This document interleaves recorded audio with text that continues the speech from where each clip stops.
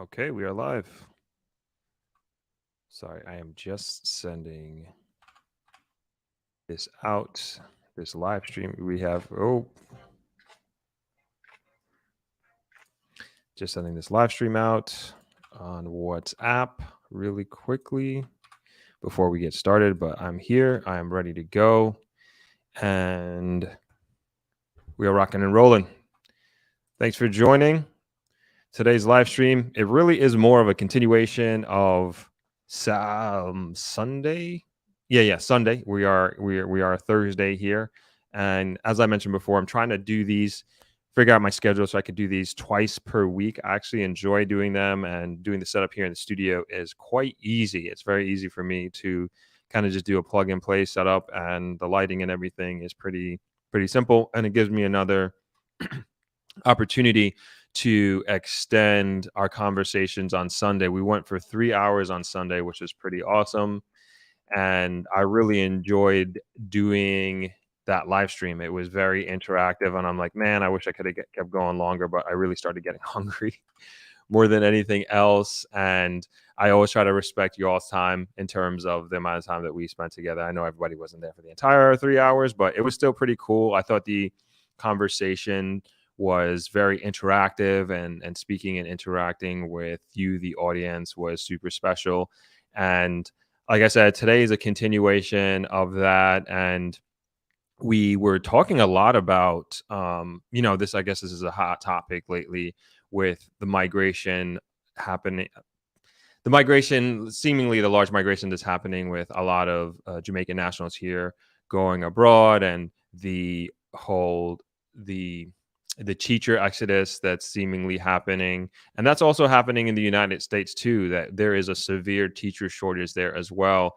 And it seems like they're tapping into pools of different countries, and Jamaica being one of them, to get the teachers that they need there. And then that's, of course, continuing the brain drain that's happening here. And then there's also the topic of just young people we're talking about really moving abroad, and because they don't have opportunities here. So really want to just go into that today. And then also I want to follow up this. I've received some emails and messages about long-term leases and stays in Jamaica and in Negril specifically. So I want to divulge and give that information as well. I didn't really have too much information on Sunday about it, so I want to put that out there today, and we can go over one of those properties, and I have the website ready to go. So as usual, if you will, in the comments, let me know where you're chiming in from. Always like hearing where everybody's from, and then connecting like people in terms of their vicinities with each other. So that's always cool. So let's hop over to the comments. Natural Jamaican Vegan, I know you were there early. Thanks for joining. Hello, Darlene. How are you? Ocean Gray. Happy 1st of September to you as well. That's right. New month. The year is flying by. Kemi, on time you are. Thanks for joining. Thanks for being here. Bob, shout out from Pittsburgh. What's going on? Hi, Mike. Good evening. I know you're chiming in from Montreal. Thanks for being here. Thanks for chiming in on another live. Carla, how you doing? Jason says, hey, Throp, Sunday live stream was amazing. Let's keep it going. Yes, I agree. Let's keep it going. Bless up from Atlanta. Thanks, Jason. Thanks for hopping on. Carla chiming in from Connecticut. And yep, I know you are from Montreal. Appreciate you being here. Appreciate you hopping on. So let's, if you haven't chimed in already in terms of where you are, you can go ahead and put that in the comments. And I'm going to go into the long-term lease. Let's not hold up the agenda at all. I do want to get into today's larger topic and larger discussion. And Kingston 16 chiming in from California. How you doing? Okay, so I mentioned two places. I only have one today. So I talked about my brother's place he bought recently at the end of last year, which is on Airbnb, and it's at Point Village. And then I talked about my friend's place, who has a place, several apartments on Westland Mountain. So if you're familiar with Judy House, which is a hostel on Westland Mountain, it's a little past Judy House, pretty much at the top of the hill, top of the mountain, Westland Mountain. and that's where his place is located. So he has several different apartments. He has 2 1-bedrooms and also a 2-bedroom that he's looking for long-term leases on. And let's go into the apartment. So this is the website. Let's see, I got to pull up on my screen. So this is the website, and just so you know, all of the apartments are under $1,000 a month, and you have to pay. That includes water, that includes internet, but you have to pay your own JPS. As you know, electricity, or may not know, electricity here in Jamaica is extremely, extremely expensive. So you will have to pay your own JPS electricity bill. So this is the website, and let me go ahead and throw that in the comments. If you are interested in long-term lease and you're looking for a long-term stay, there you go. And if you know anybody that might be interested, you can also take a look and share that address with them as well. And this is a place, the turquoise sea looks pretty nice if you ask me. We can go through some pictures here. And as I mentioned on Sunday, it's pretty modern in its design and the amenities that they have there. Cool clock. You can see new fridge, new stove.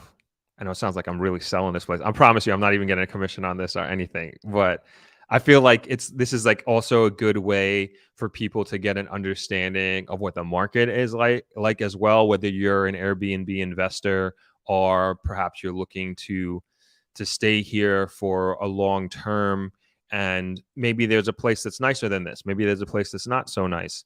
And I think with certain places, and I always describe the residents of Negril, the resident inventory that's available in Negril, it's generally pretty dated. I would say the majority of the inventory here in Negril is fairly dated. There is not a ton of new construction in terms of new housing developments. That's the front gate here where you come into. And sometimes you won't find the most modern of accommodations, where this is, when I say this is semi new construction within the last, definitely, I don't think 10 years old. And then as you can see, the design is contemporary for sure, and how it was put together. And these are all the amenities. And so this is another bedroom. I can't tell which is 1 or 2 bedroom. But anyway, the idea, I think, by seeing something like this and then understanding the pricing and what you're getting for it, it kind of gives you perspective in terms of, again, whether you're going to be an investor or whether you're somebody looking for accommodation here. Now you can compare apples to apples. And I think that this is kind of a good way of doing it. It's obviously very different from actually being here and going to the place, seeing it, touching it, that sort of thing. But this gives you an idea. And then if you are looking at other places online, then you can compare this to that place. This is outside the property going into the apartment. And like I said, I would say, compared to a lot of other residential places that are available, this is definitely one of the newer design places. And like I said, these are going for under $1,000. Let's see if we can. All right, so here's Judy House here, and let's see. It's kind of up. I think it's up here. Yeah. This is Judy. Sorry. So it's up that lane. So this is West End Road, where the mouse is here. Let's go over here, Negril River. So this is the roundabout here. And then this is Norman Manley. This is the beach. So right here where my mouse is, that is the roundabout. And as you come up the roundabout, come up here, it's pretty much in the beginning of the West End. So not too far. This is Church Corner over here. And then you come up Westland Mountain Road, and Judy House is right there. And then up here, that's where the apartment is. So under $1,000. If you are interested, you can visit that website that I put in the comments, and you can Let them know if you're interested. Oh, wait, hold on. I think I actually have a phone number here. 1 second. Okay, no phone number. Wait, do I have a phone number? Yes, I do. Okay, this is the WhatsApp number. Let me put it in the chat. Okay, that's. And if you're interested or if you have any more questions, you can WhatsApp them or call them directly on WhatsApp and kind of work things out. I think it's a pretty good price. Obviously, it's not on the beach, and that's what makes it a little bit more affordable. And I think you're getting good value for money, especially in regards to the decor and the amenities that they have available. If you're on the beach, I mean, you're going to pay probably more, a little, a lot more than that, as a matter of fact. And there are not that many places available, actually, I would say, as far as residence long-term rentals that are literally on the beach. Point Village is that's my brother's place, and you're probably paying. So my brother told me he's charging 1,600 in the off season per month, and then 1,800 in the in season in the winter months, and that's if you're spending 30 days or more.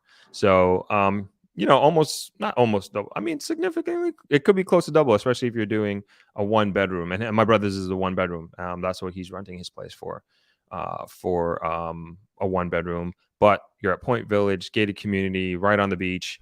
And so that's the difference of what you're doing when you're comparing, your pricing and what you get. And like I said, I think you get a lot of value for money staying at the place that we just viewed. So let me hop over to comments. If you have any questions on the place, I'll answer them as best as I can. I don't really know too much about the place in terms of I've been there, I've seen it, I felt it. But ask away. I broke down what you get for the money that you pay. And as mentioned, pretty much the only thing that you have to pay for outside of the rent is the electricity bill.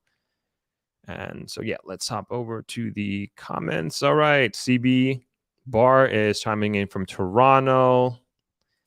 Lennis chiming in from ATL. Welcome. Good to see you. G Money Campbell. Priority St. Anne, Jamaica. Yes, yes.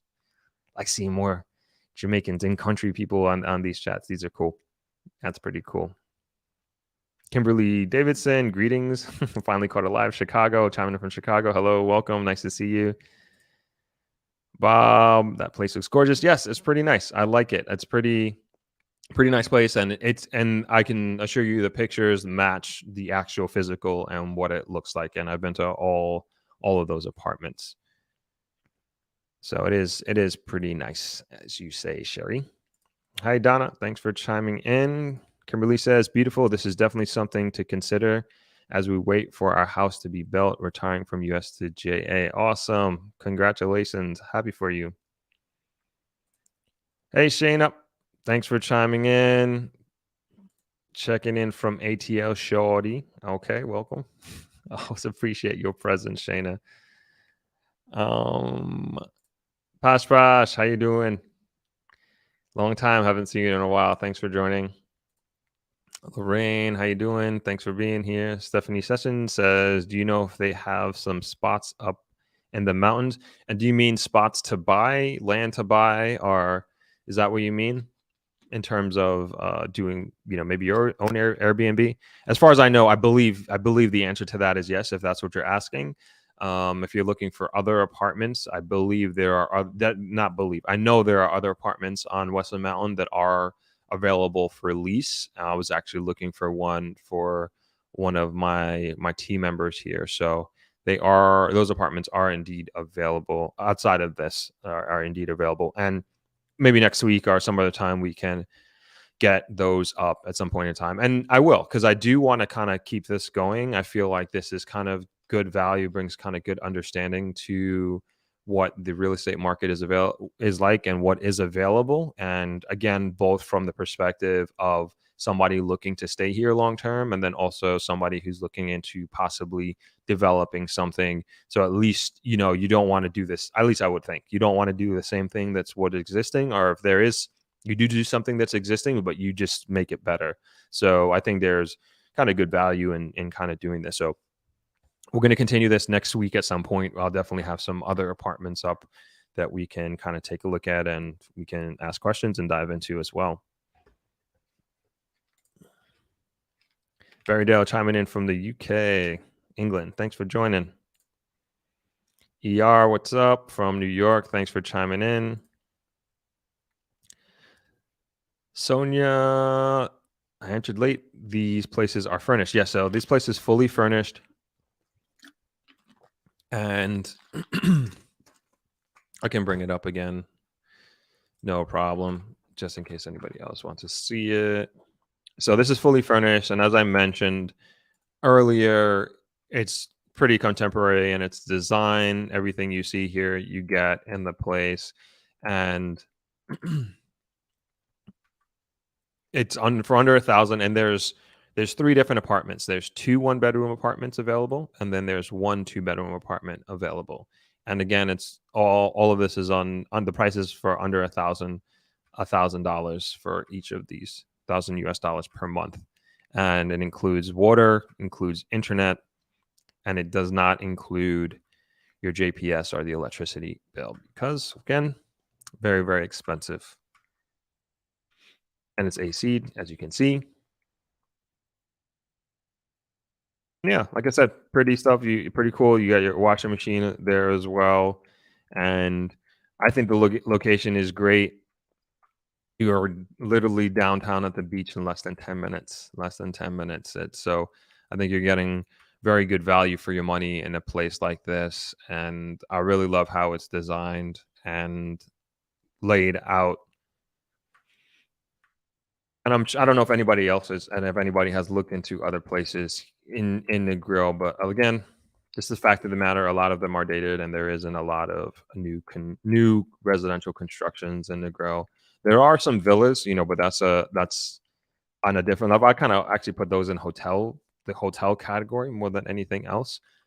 But if you're like looking to do business here and be here for a long term, or maybe, like as I always say, like if you're thinking about moving here, maybe you're not too familiar with Negril, maybe you're not too familiar with Jamaica, this is like a good way of kind of dipping your toe in the water and figuring out, is this for you? Is renting a place like this that's very much in the Negril community, but it's also very close to the beach, safe neighborhood. Westland Mountain actually has its own neighborhood watch as well.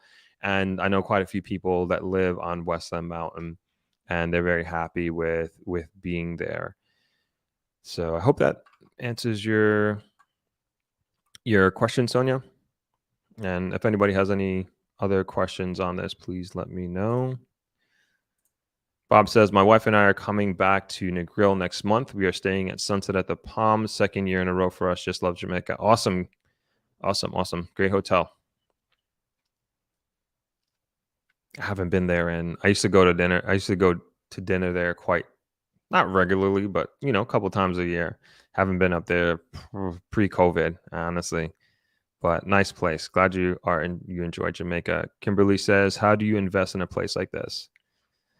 So, and when you say invest, I guess I'll answer like the multiple ways that I thought about that. So I would say, sorry for breathing in the mic.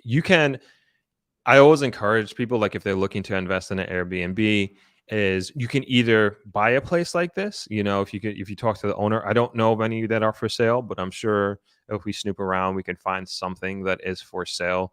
And so you can buy a place like this and then redesign, or you can buy a piece of land, own the land, and then build a place like this.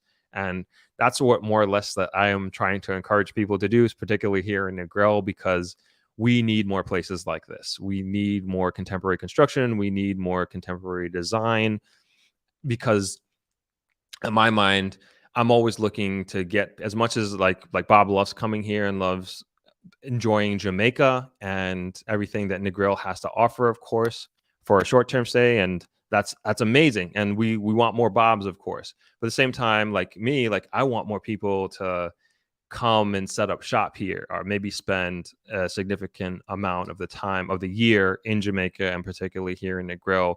And in my mind, that's a great way to further development and further move the country forward, because even if one person comes in and say does a 3-bedroom like this or 1-bedroom, whatever it is, that's another place that somebody can lay their head that's comfortable, say something like even like a digital nomad, maybe somebody who's thinking of just working here long term, and it's just too expensive to stay in a hotel. Although we do have that, we do have many guests who are digital nomads who stay here as travelers for extended periods of time and they work from here.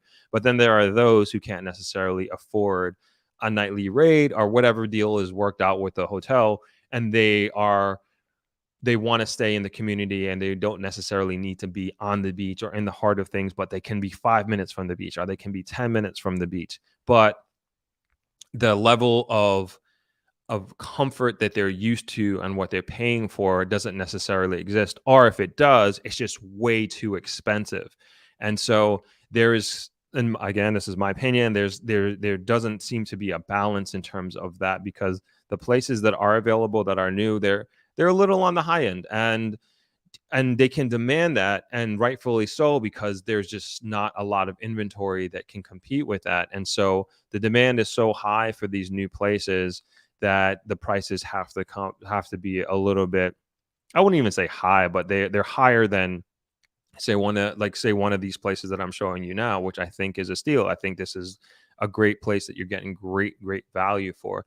So to answer your question, I think that I would encourage somebody who wants to do something like this. Like, you can buy a place, buy land, develop it yourself rather quickly, and then you can rent it out. And you can rent it out really quickly because there's not a lot of places, especially if you're doing something on the beach, which is probably going to be a little bit more expensive, a little bit more capital that you'd have to invest into the project. But I can tell you the demand is definitely there for people who are looking to stay for a long period of time.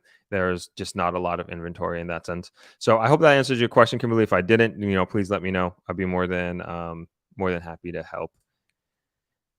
Lee Cam, thanks for joining. Marvin Roberts says, love what you're doing. Awesome. Thank you so much. Lee Cam said, would be nice to have something for larger families. So that's a good point.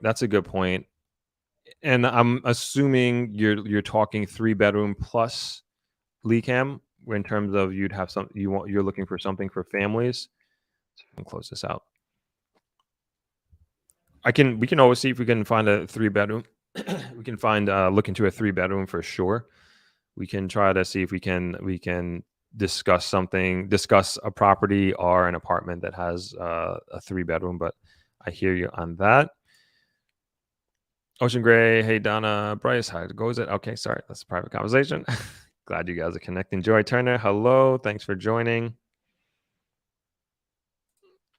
Oh, you're welcome, Sonia, no problem. I'll be back next month for a month. I found affordable Airbnb. Awesome. Good for you. Here in Negril, I'm assuming here in Negril. You're welcome, Kimberly, no problem.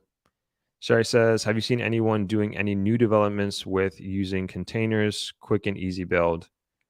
The only place that I do know that has containers is I think it's Beach Bunny. It's like a coffee cafe kind of place. It's not too far from Travelers. It's like not even a quarter mile down the beach, actually. That's the only place, but not for accommodations. I haven't seen that, at least in Negril. I haven't seen anything like that. So that's an idea. I know containers are at like a severe shortage globally. So maybe it makes sense financially to do that. I don't know, but something to look into. Dad's Toot says, I find there are 2 distinct markets, local and foreign, regarding decor and amenities. My aunt is focused on island travelers, but my future place will attract foreign travelers. So, and I'd say island travelers, I mean, you're right. There are 2 distinct, local and foreign. So I'd say with island travelers, meaning people who may be coming from, Jamaicans may be coming from other parts of the island to Negril, for example, and they're looking for an Airbnb. But I also put in that category, I believe that Negril and Negril business owners could attract more and higher level talent from, say, Kingston, because there's really smart, really creative, really talented people in Kingston. But it's hard to get them to move to Negril because we don't have the accommodations that they are used to in terms of getting value for money. It just does not really exist in the grill.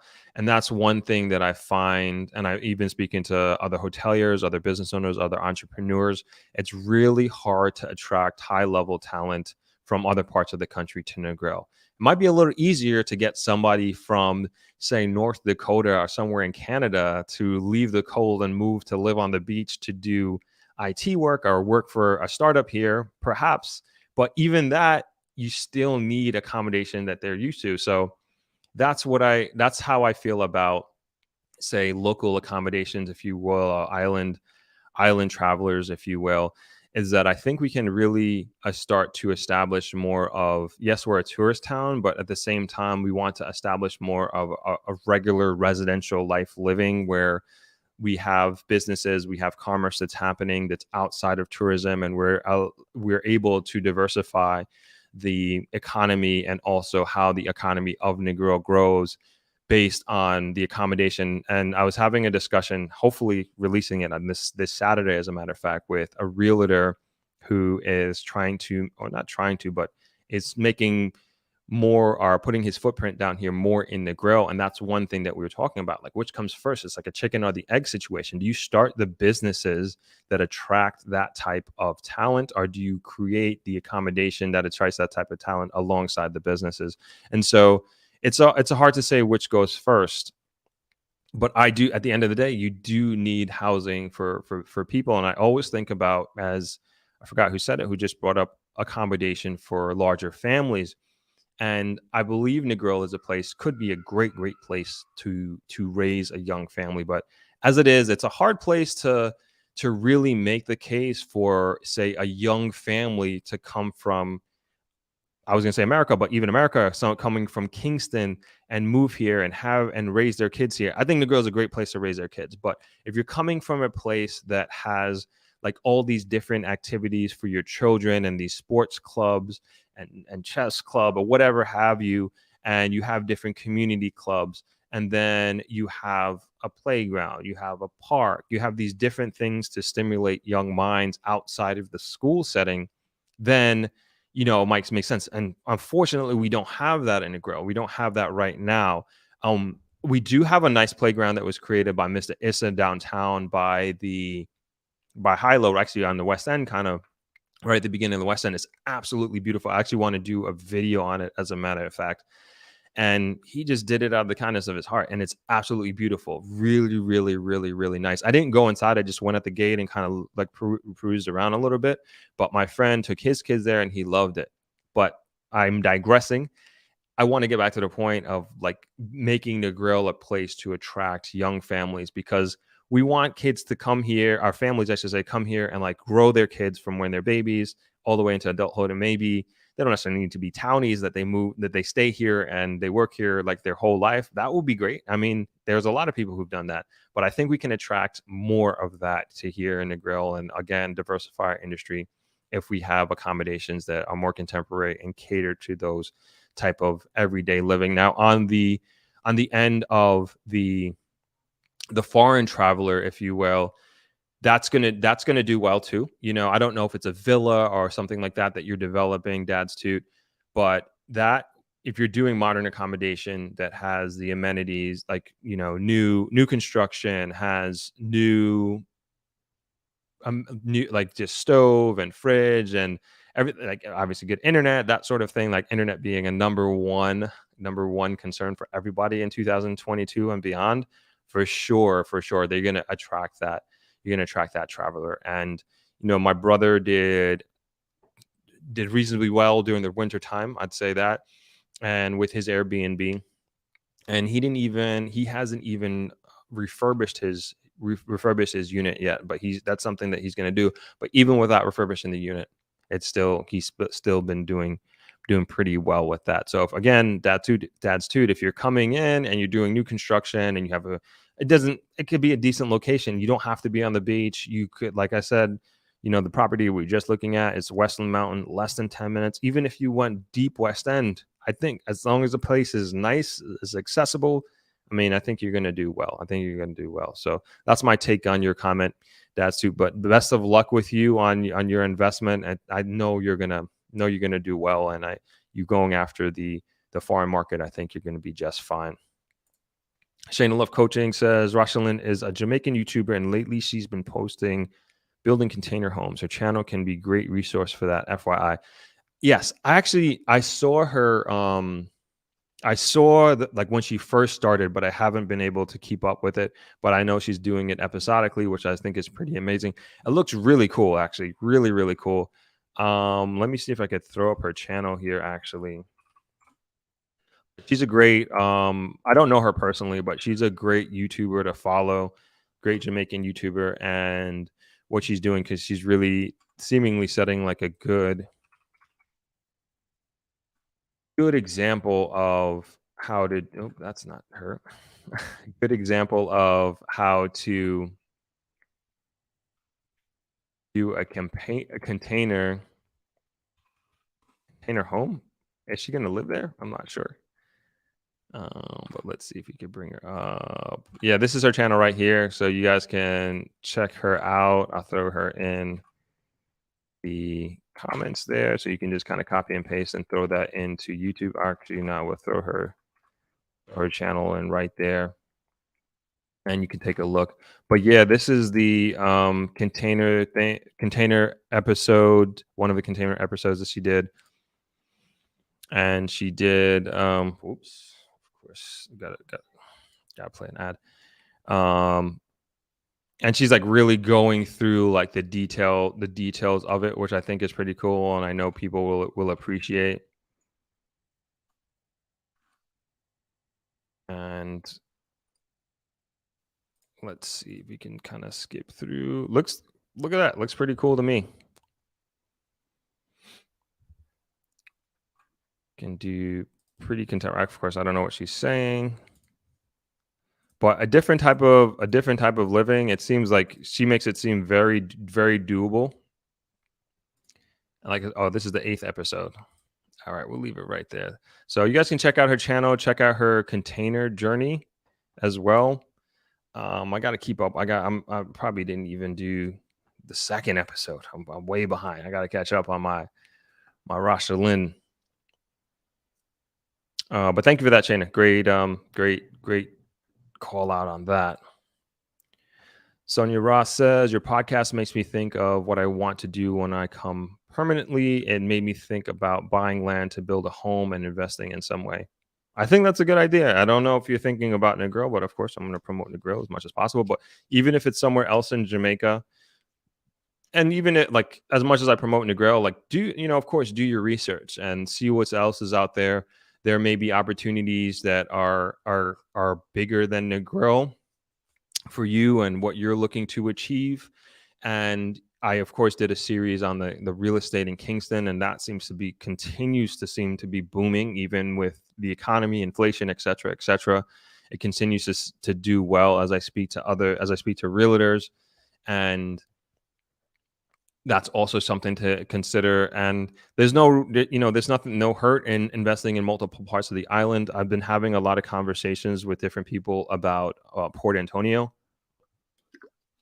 and investing there. And we've been talking about how expensive it is, but as we know with this stuff, it's like, it's probably going to get more and more expensive as a matter of fact. But yeah, there's no harm in investing in different parts of the island and multiple parts of the island, as a matter of fact. So that's pretty awesome that you're thinking about that. And oh yeah, I see you say yes, it's near Rick's Cafe.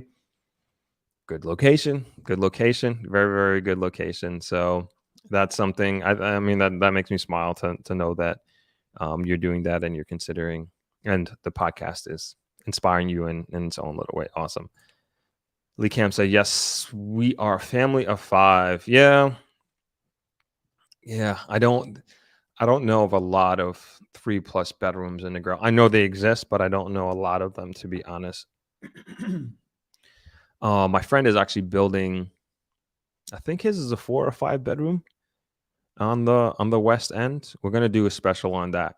He's in the middle of construction on that, but we're for sure going to be bringing that to the podcast, and we're going to do a whole episode on that. I think it's really, really cool what he's doing, bringing a very new look, very new feel to Negril, and very progressive in his thinking, very progressive in his design. He actually brought a designer from outside of Jamaica, from Europe, as a matter of fact, to come in and help him through the process. And this is the type of thinking that I believe that we should be having in terms of construction, architecture, and design, is that I believe what we have has served us well, but what is going to be able to serve us in the years and decades to come. And when I say service, I mean the Negril community in Jamaica. And we also got to recognize is that we are competing globally. You know, this is not something that we're competing against Negril, against Montego Bay, against Kingston, or anything like that. Nothing like that at all. As a country, we are competing globally, and we want to be able to be people's first choice, at least top of their list in investing, coming to visit, coming to vacation, coming to bring their family.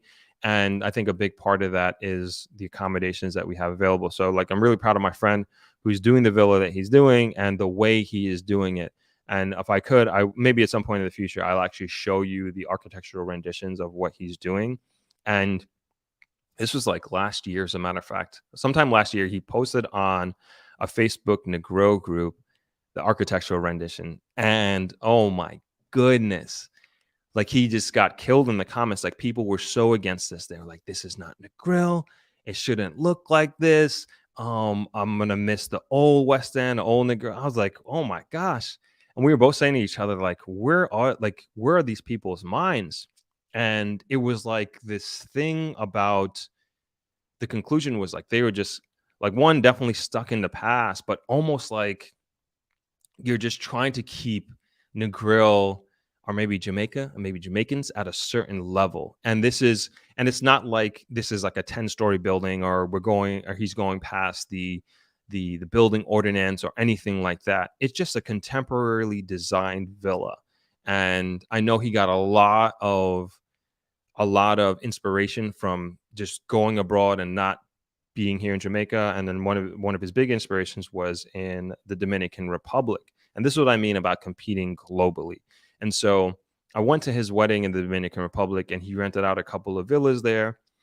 And the villas were on a golf course, and they were beautiful. I don't remember the pricing. I can't remember the pricing, but it was relatively affordable. Like it was to the point where like I was like, this is all you paid for this?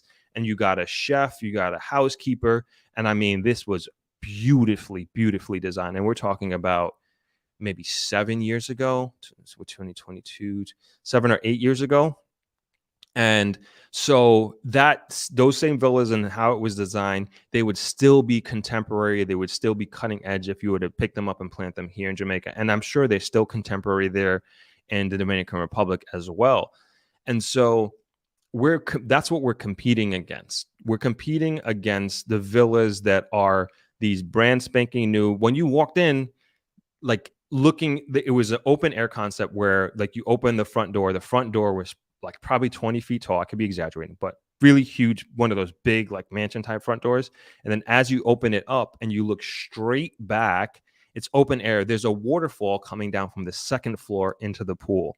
And like I said, it sounds super baller, but the price wasn't baller. Like you weren't paying this exorbitant amount of money for the villa or anything like that, or the chef or anything. And so, you know, what do you get for, I could think of a handful of places that you can get something like that in Negril. Not even 5, maybe 3 off the top of my head. 3 villas that I would say could compare to that level of luxury and that type of accommodation.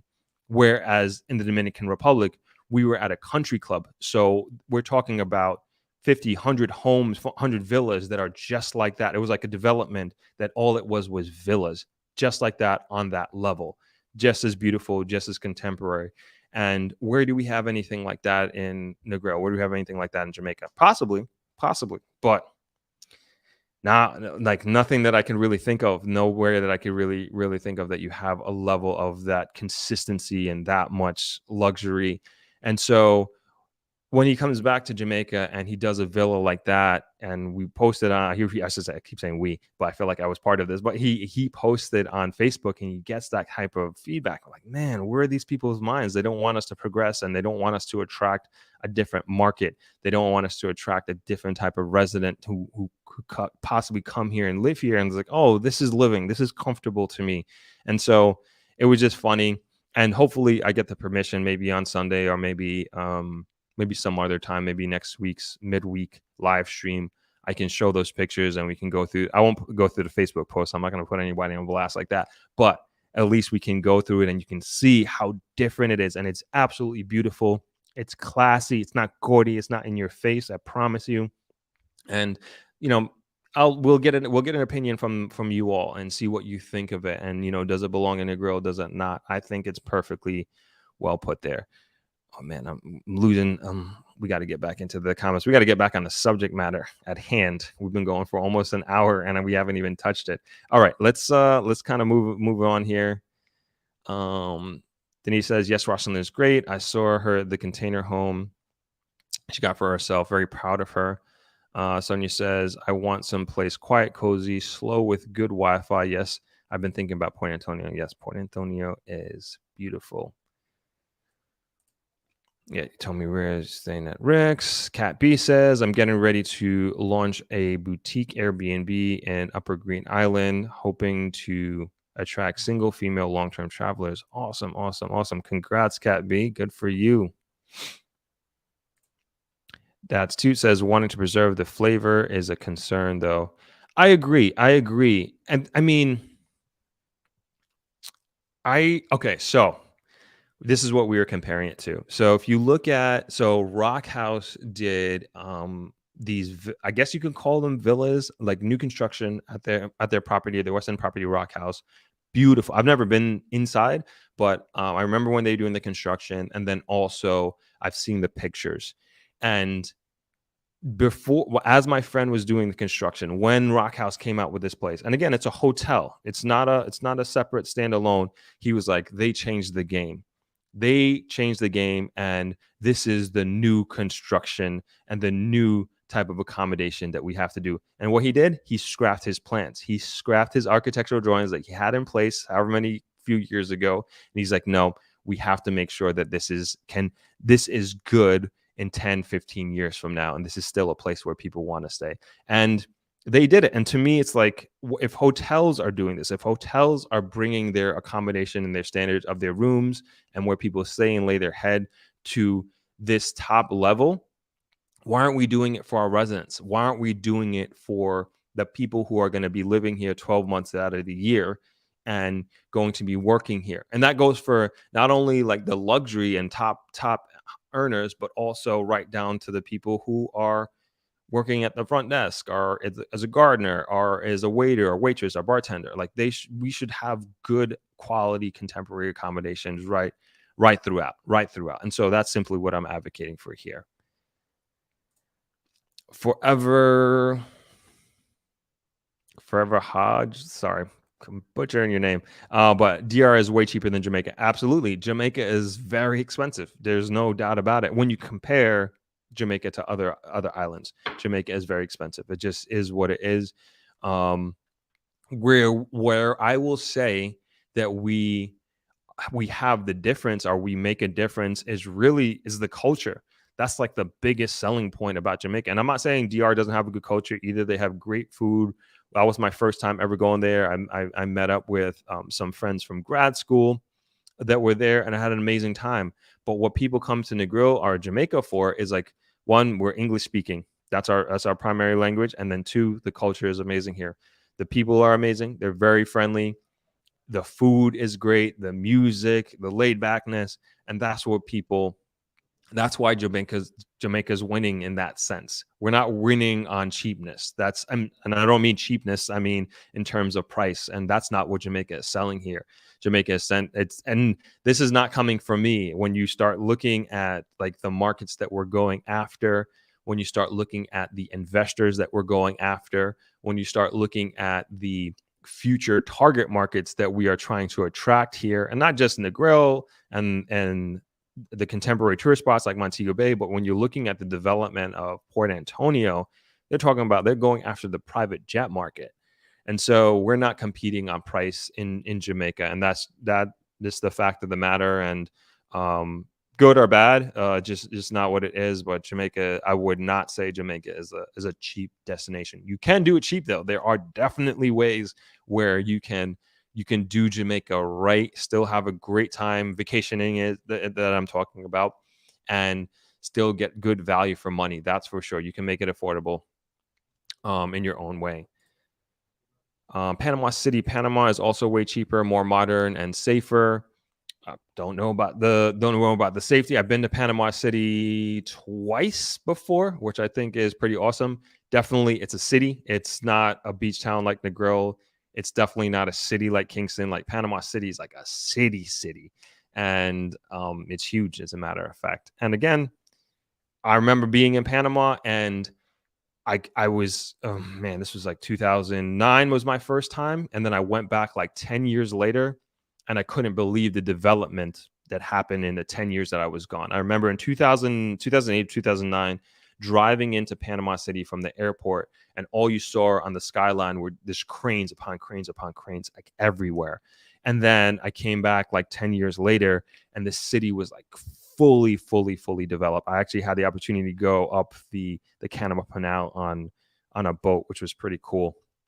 But nobody spoke English. Nobody. And I, a few years out of college, remembered a little Spanish, could barely help myself. I remember how to take a taxi somewhere by myself, and it was just so hard communicating. Didn't have Google Translate back then, so like you could speak into your phone and it'll translate into Spanish on the spot.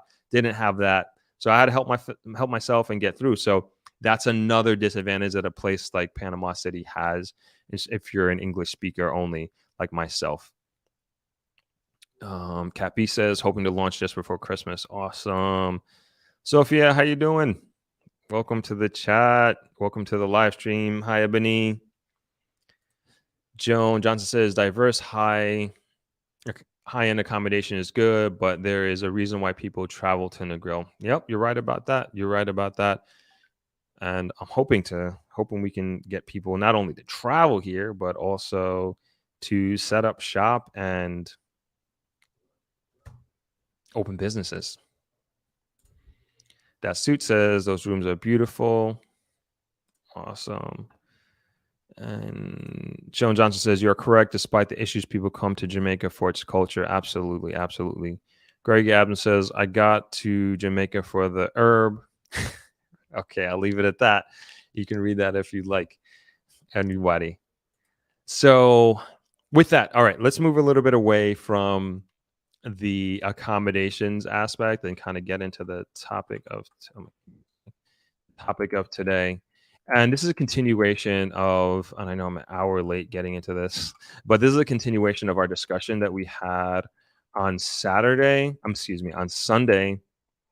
live stream about the brain drain that we're having here of we're talking about young people, and then we're talking about living abroad, and we're talking about teachers, of course. And that seems to be, again, the topic of discussion. And so I actually was talking to my dad about this yesterday, of just like different considerations that people tend to forget when they are deciding to move away from Jamaica and go somewhere else. And my thing is this, like, I believe everybody, and I've got this in the comments, and like my overall stance is like everybody should make the best decision for their personal situation and their personal circumstances. And I've said, especially for young people, like I don't at all blame young people for leaving Jamaica and trying to find opportunities abroad. The caveat to that is this: sometimes it's not what people actually think it is or what it's going to be. And it's important to levy expectations and making sure that you're being realistic and considering all your options.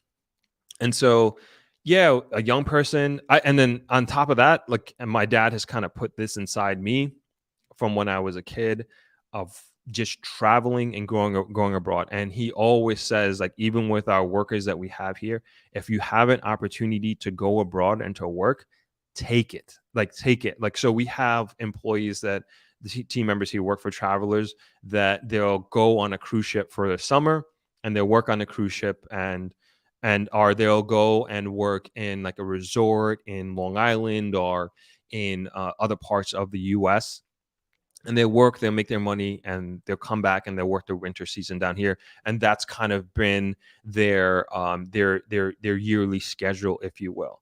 But the point of like my dad encouraging workers, our team members, like even from back when I was a kid, to go abroad is just like broadening your horizons. And like that's one thing that I would say that you just cannot pay for, that you can't learn in school.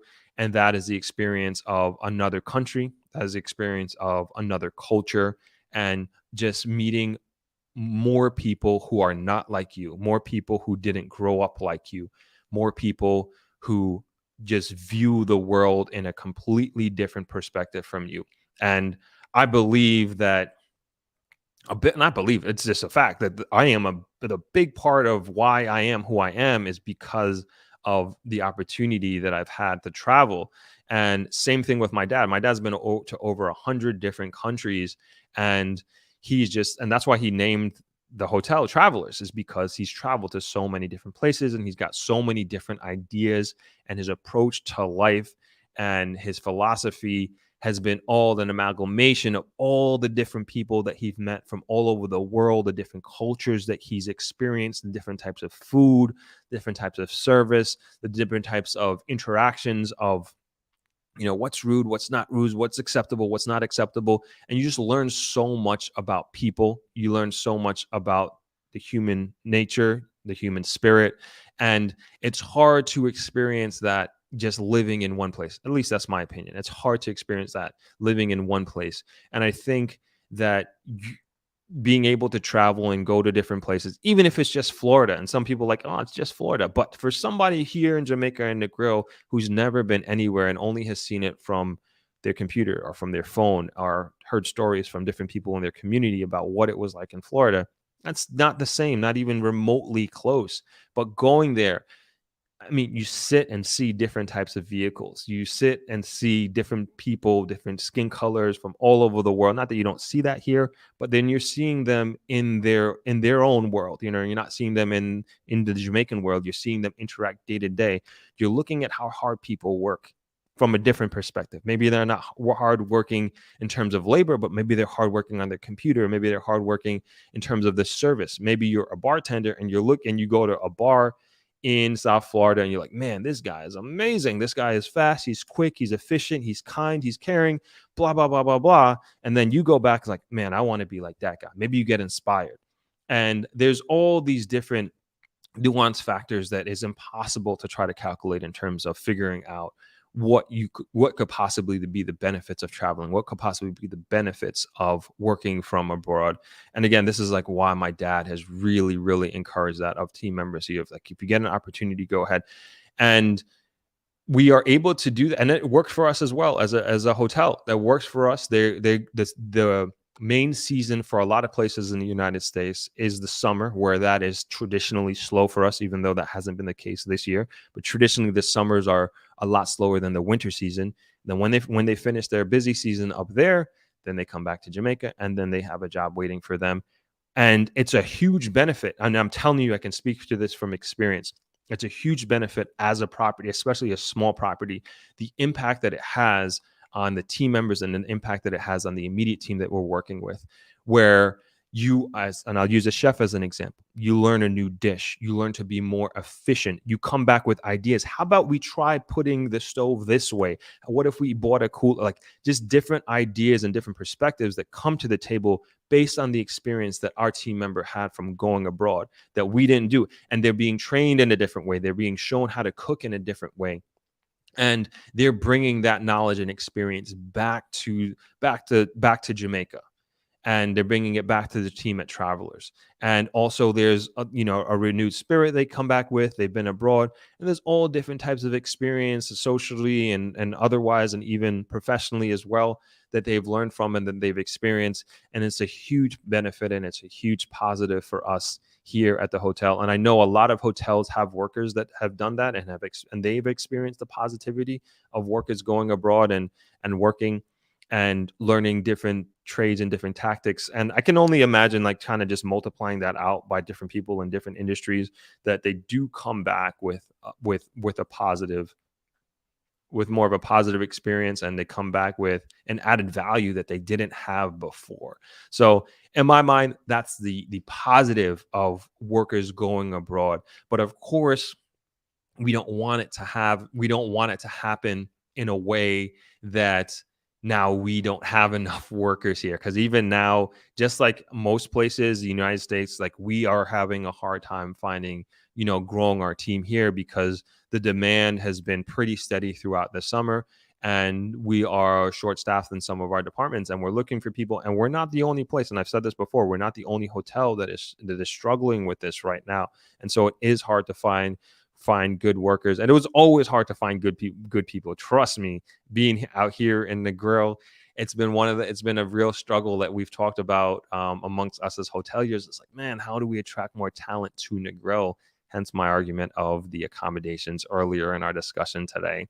But that's just I would say, the positive aspect of traveling. And then I want to also get into just the different aspects that I think is also not taken in consideration. And my point is, like, my overall point with that is, like, the grass isn't always greener on the other side. But let's hop into the comments before I get into that. I don't want to just keep talking and talking and talking without getting some feedback here. So let me scroll up a bit and see what we got going on here. All right. Joy says, I vacationed a month in Panama. My Spanish was slightly rusty, but I was able to communicate. Enjoyed my visit. Yeah, I loved it out there too. Forever says, do you think we should legalize a lot more drugs, prostitution, and have casinos, or keep it a family-friendly destination? I think, man, what a question. I mean, we don't want to turn into a Las Vegas. That's for sure. We don't want to turn into Las Vegas, and legalizing hard drugs, like, I don't know. I know there's an example of a country, and I don't want to get it wrong, that did this, and I think it's going well. But I mean, no, my answer to that is no. I don't think we have the infrastructure to kind of regulate and then help people who do kind of get into those and go down those paths. And I venture to say, we don't have, thankfully, I don't believe we have a hard drug problem here in Jamaica.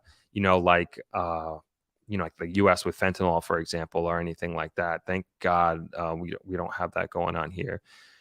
Prostitution, there's a lot of, the thing with that is like, I know here in Negril, like, there's a lot of young girls who get into this because it's their only way out. And I always think, man, of course, if they had another opportunity to work in another industry and do something else, I don't think they would choose prostitution as their way of life and their way of income. Casinos, I believe casinos, at least it was a talk for a while to bring casino gambling to Jamaica. I thought it was going to happen a long time ago, and it still hasn't happened. So that remains to be seen. And my thing, like, with all of these things, is that I'm thinking about the locals. And, like, for example, like, I believe it's Macau. I think if you're a Macau resident, you're not allowed to go into the casinos because they're worried about their people getting addicted to gambling. And there's a lot going on, especially with online gambling and kids. And, like, there's a lot of advertisement for online gambling, especially on YouTube and with YouTubers, because there's so much money in it. And I mean, these things that we talk here, like, these could be some very, very addictive stuff. And I think about the locals, not necessarily, man, maybe it would attract a certain type of traveler, but man, I don't know if we want to go down that path. So in general, I'd rather keep it a family friendly place and continue to go after the market that we're going after at this point. Whoa, lots of comments. All right, let me keep going here. Amaru says, "Hey Throp, even the most of the better hotels in Negril are based in Hanover side of Negril. Why do I get the feeling that the taxes are only spent in Westmoreland? Is this so?" Hold on, let me read that again. Most of the better hotels in Negril are based in Hanover. So I don't know about better hotels in Hanover, but all of the all-inclusives are in Hanover. That's for sure. That's I mean, I wouldn't say all of them. Most of the all-inclusives are in Hanover in terms of, I feel like, the room count, and that includes Grand Palladium as well. That's in Hanover. So yeah, that's true. That is true in terms of, like, there are more there. I wouldn't say there are necessarily better hotels. And the way the taxes are work here, fortunately or unfortunately, it actually goes in a collective pool. So it's not like the money that's made in Westmoreland stays in Westmoreland and goes to, Westmoreland roads and parks and recreation. Not at all. We would have a beautiful, if that were the case, we'd have a very, very beautiful Negril because of the amount of taxes that we pay, that the hotels pay. But it goes into, I forget what it's called, but basically the national tax bucket, and then those monies are allocated to different parts of the country. So that's the way it works. So there's no more of a spend here or there, at least not based on how much money is drawn in or are served from the hotels or the businesses in that community. Hope that answers your question. I got some. Oh, Shayna Love, good point here. So there's over 100 people in the chat. Please get the likes up so others can receive this valuable content. Awesome. Thank you for that, Shayna. And Shayna says, no, keep it friendly. No need for that. Yeah, agreed. Andrew Blake says, hey, Throp, great show. A man in Jamaica many years ago told me that if he had some degree of wealth, he would never leave Jamaica, but traveling, as they also say, broadens the mind. I agree. Jamaica is a beautiful place. Beautiful place. Not just in terms of topography, but just in terms of quality of life, which I will also get into shortly when we get into the second segment of comparing living here to living in the United States. Ebony X says, the fabric of Jamaica is and has changed so much with the influence from abroad. We need to keep Jamaican culture. There is something unique about Jamaica that you can't find anywhere else in the world. I agree. I totally agree. Chandra chiming in from California. Welcome. Tania says, what's the longest time you've lived in Jamaica without going back to the U.S. for a visit? Me, man, I want to say it's got to be between 6 and 8 months. And this is 6 to 8 months, maybe closer to 8 months, actually. And it was that I never left Jamaica, period. Not just I didn't go to the U.S. And that was close to when I first moved here. And so and I used to do that a lot. Like stay for extended periods of time and not travel. Let's just, especially like when I was running the hotel, when I was in charge of running the hotel, like I couldn't. It was just so much responsibility. But I do remember getting cabin fever, where it's like, man, I got to get off the island. And this tends to happen. And I know I've spoken to other hoteliers as well that and this is actually, and I'm just kind of just picking up on this, but this is most people who have moved here from somewhere else, at least the person that I'm thinking of in my head. But I remember empathizing with the same feeling he had, is that you just kind of, at least if you're working here. And I remember, like, I was working in the hospitality business here, the hotel, of course, and you just get caught up in like your day-to-day work and the grind, and trying to, at least me, my mind was like trying to get my family's business going and add as much value to the family business as I humanly possibly could. And it takes a toll. I mean, it's a lot of work, and it was a lot of work at the time, and it just kind of takes a toll. And I remember saying, like, man, I do got to get out of here. And sometimes you kind of need to get away. At least that's why I felt back then.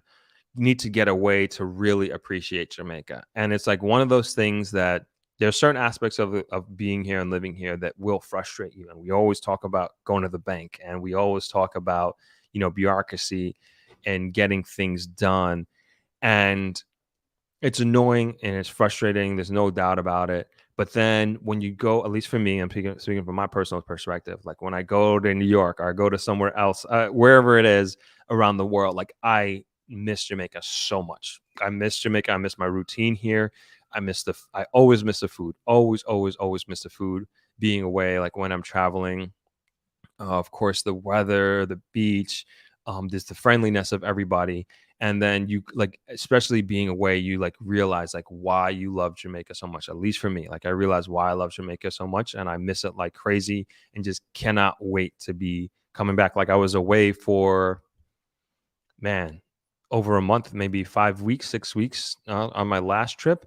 And I just could not wait to get back. I could not wait. And I was just like, as much as I love being in New York and love traveling around the States, I was just like, man, I miss being here and could not wait to come back. And that tends to happen. And for those who are thinking about moving here, considering moving here, and that's a goal of yours, maybe you'll experience that, maybe you won't, but that was just kind of, happens to me every now and then. It used to happen to me when I used to stay here for long extended periods of time while not traveling and not going anywhere. So yeah, that's just kind of my take and my experience. Scotty Bemis says travel really goes change you. Yes, does change you. Denise says diversity is very important. I agree. Joe says, I asked my father why he didn't go back after he finished college in the U.S. This was in the 80s. He said there was a lot of political violence going on in JA, so he decided to stay in New York City. Yeah, I remember my dad telling me a lot about that, like a lot of political violence back then. That's understandable. My dad didn't move back until, well, he started going back and forth in the 90s, and then he moved back in, I want to say the late 90s, early 2000s when I was in high school. He fully moved back here. Cat B says diversity is an asset. Traveling supports that. Ira says, MEX, I agree. Why I traveled to Jamaica to escape the negative cloud in New York. Ebony X says, as much as I like to travel to other places, there's no place in the world like Jamaica, even with all the complaints. I feel you on that. Hutchinson Johnson says, when you travel, you see things differently. Yep, I agree. Gene Johnson says, traveling is great. And as you said, I would encourage every Jamaican travel as much as possible. If you decide to leave because of finances, there's nothing wrong with that. Joan says, this is a global world, and there are persons who I'm sure would love to work in Jamaica. That's absolutely true. Thank you for that. Cat B says, the culture, the people, Jamaica itself is quite diverse. Out of many people, we are one. Chris P says, I think there are visa restrictions for Jamaicans, especially coming to the UK. I'm not sure. I'm not sure about that. I don't know if anybody else can speak to that in the comments. Carla Love says, years ago, I worked at compulsion in the square. Prostitution was normal occurrence. Compulsion, I think that was before my time. I've heard about this place. Was that in the 90s? It has to be in the 90s. Kemi says, the blood of Jesus is against that question about more drug and prostitution. Fair enough. Gizzy J says, how much do you think it costs to live in Negril? It depends. I don't know if you saw, I have it up in the comments a little bit further up, Gizzy, that I put a place, an accommodation that my friend has. He has 2 1-bedrooms and 1 2-bedroom. That's for under $1,000 here in Negril in Westland Mountain. And that is kind of, that's probably a chunk of your monthly living expenses right there. And food is, I don't know where you're chiming in from, Gizzy, but if you're in the States or Canada or Europe, it's going to be much cheaper than it is over there. That's for sure. And just generally getting around, route taxis. And I don't know if you're going to be traveling an island. It's going to be more affordable. I hope that answers your question. If you have any other more specific questions to that, let me know. I'll be more than happy to answer. Forever says, what is the more profitable venture in Jamaica currently? Getting into Airbnb or the hotel business? Good question. Good question. So, and the reason why I said this is a good question, this is something that me and my brothers have been contemplating, is doing development across the street from Travelers. And that was one of the questions, is do we do a development for residents in terms of doing, say maybe 50 units for argument's sake, and we, sell it for or rent them out for, say, $1,000, $1,500, $2,000 a month, whatever it is, and just do that, get that residual income every month coming in, clear our minds, we can move on to another project? Or do we do an extension of a hotel? And the reason why I say hotel over, I won't say, we'll just say hotel. Okay. Do a hotel. And at the end of the day, like when you do the math, you're going to make far more money with a hotel than you are by doing an Airbnb or doing a monthly lease. I won't say Airbnb. If you're doing that compared to just somebody staying there for doing a 1-year lease and collecting rent every month, you're going to make far more money with a hotel for sure. But operationally, you're going to have a lot more commitment than you would with just being a landlord, so to speak. I mean, you got a team members, you got a staff, you got management, human resource, everything that goes into a hotel. And, we asked ourselves a question, is like, are we going to do an extension of the hotel? Do we want to do this again kind of thing and make way more money, but then that's a little bit more responsibility. And so from purely a number standpoint, without a doubt, hotel, Airbnb, you're going to make more money for sure. But then you also have the responsibility of running and operating that, which you will have as a landlord, but nowhere near as demanding as running a hotel. So just something to think about. Good question. Cassine70 says, hi, Throp, opportunities in the States, but Jamaica has the quality of life. There's a piece that the body craves that Jamaica supplies that the States do not. I agree. Carla says, I've been away for 40 years. ER says, Ebony X, I know it's been a rough couple of years. I'm here. Oops, sorry. You guys are having a private conversation.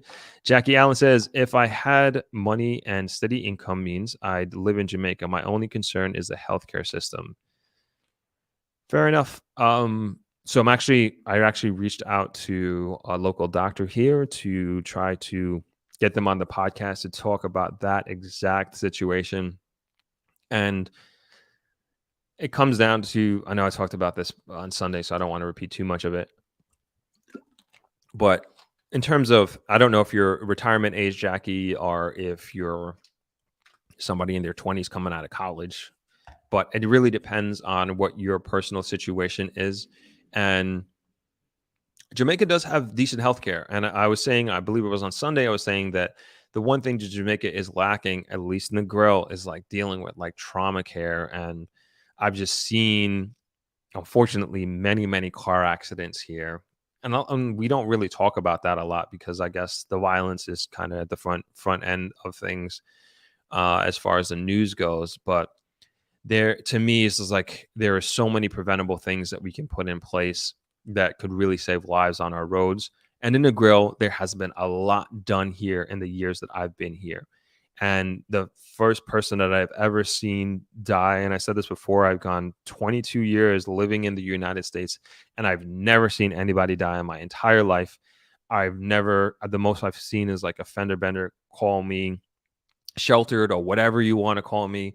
But the first year that I moved to Jamaica, somebody basically died right in front of me on a motorcycle, almost right outside of the hotel. And this became like a regular occurrence, like hearing, like you'll be sitting in the office or in your lobby and you just hear like the tires come to a screeching halt. Then you hear like the worst sound of metal and plastic coming together and just crumpling. And then you go out there, your heart is racing and you're just like, please nobody be dead. Please nobody be dead. Please nobody be dead. And you just brace yourself to help with the emergency because at least at the time, more than likely, whoever that person or persons were, you're going to have to be putting them in the back of a taxi. And that was just almost part of being here, I would say. And that was like the one thing that I hated. Is just like these accidents that would happen on the road, and then not having the emergency care to take care of them. However, things have really, really changed here in Negril. So now so there was no traffic lights in Negril at all, zero. So now we have 4 traffic lights in Negril. We have we have 4 of these medians that are in the middle of the road that narrow the road, which psychologically is supposed, as the driver is seeing them and they're coming up to them, it's supposed to instinctively say to the driver, oh, there's an object in the road, let me slow down. So that has really slowed down drivers. And then recently they've put rumble strips throughout the Norman Manley Boulevard, and that has also really, really slowed things down. And I know people complain about the rumble strips. Yes, I believe there's a little bit too many. Some of them are actually just way too high, but there are these means that they've implemented in our town has without a doubt saved people's lives. And we lost one of our interns as she finished work, and she walked out because of a speeding car that was coming from downtown and hit her. She flew in the air, basically died in my brother's arms. This was a few years ago.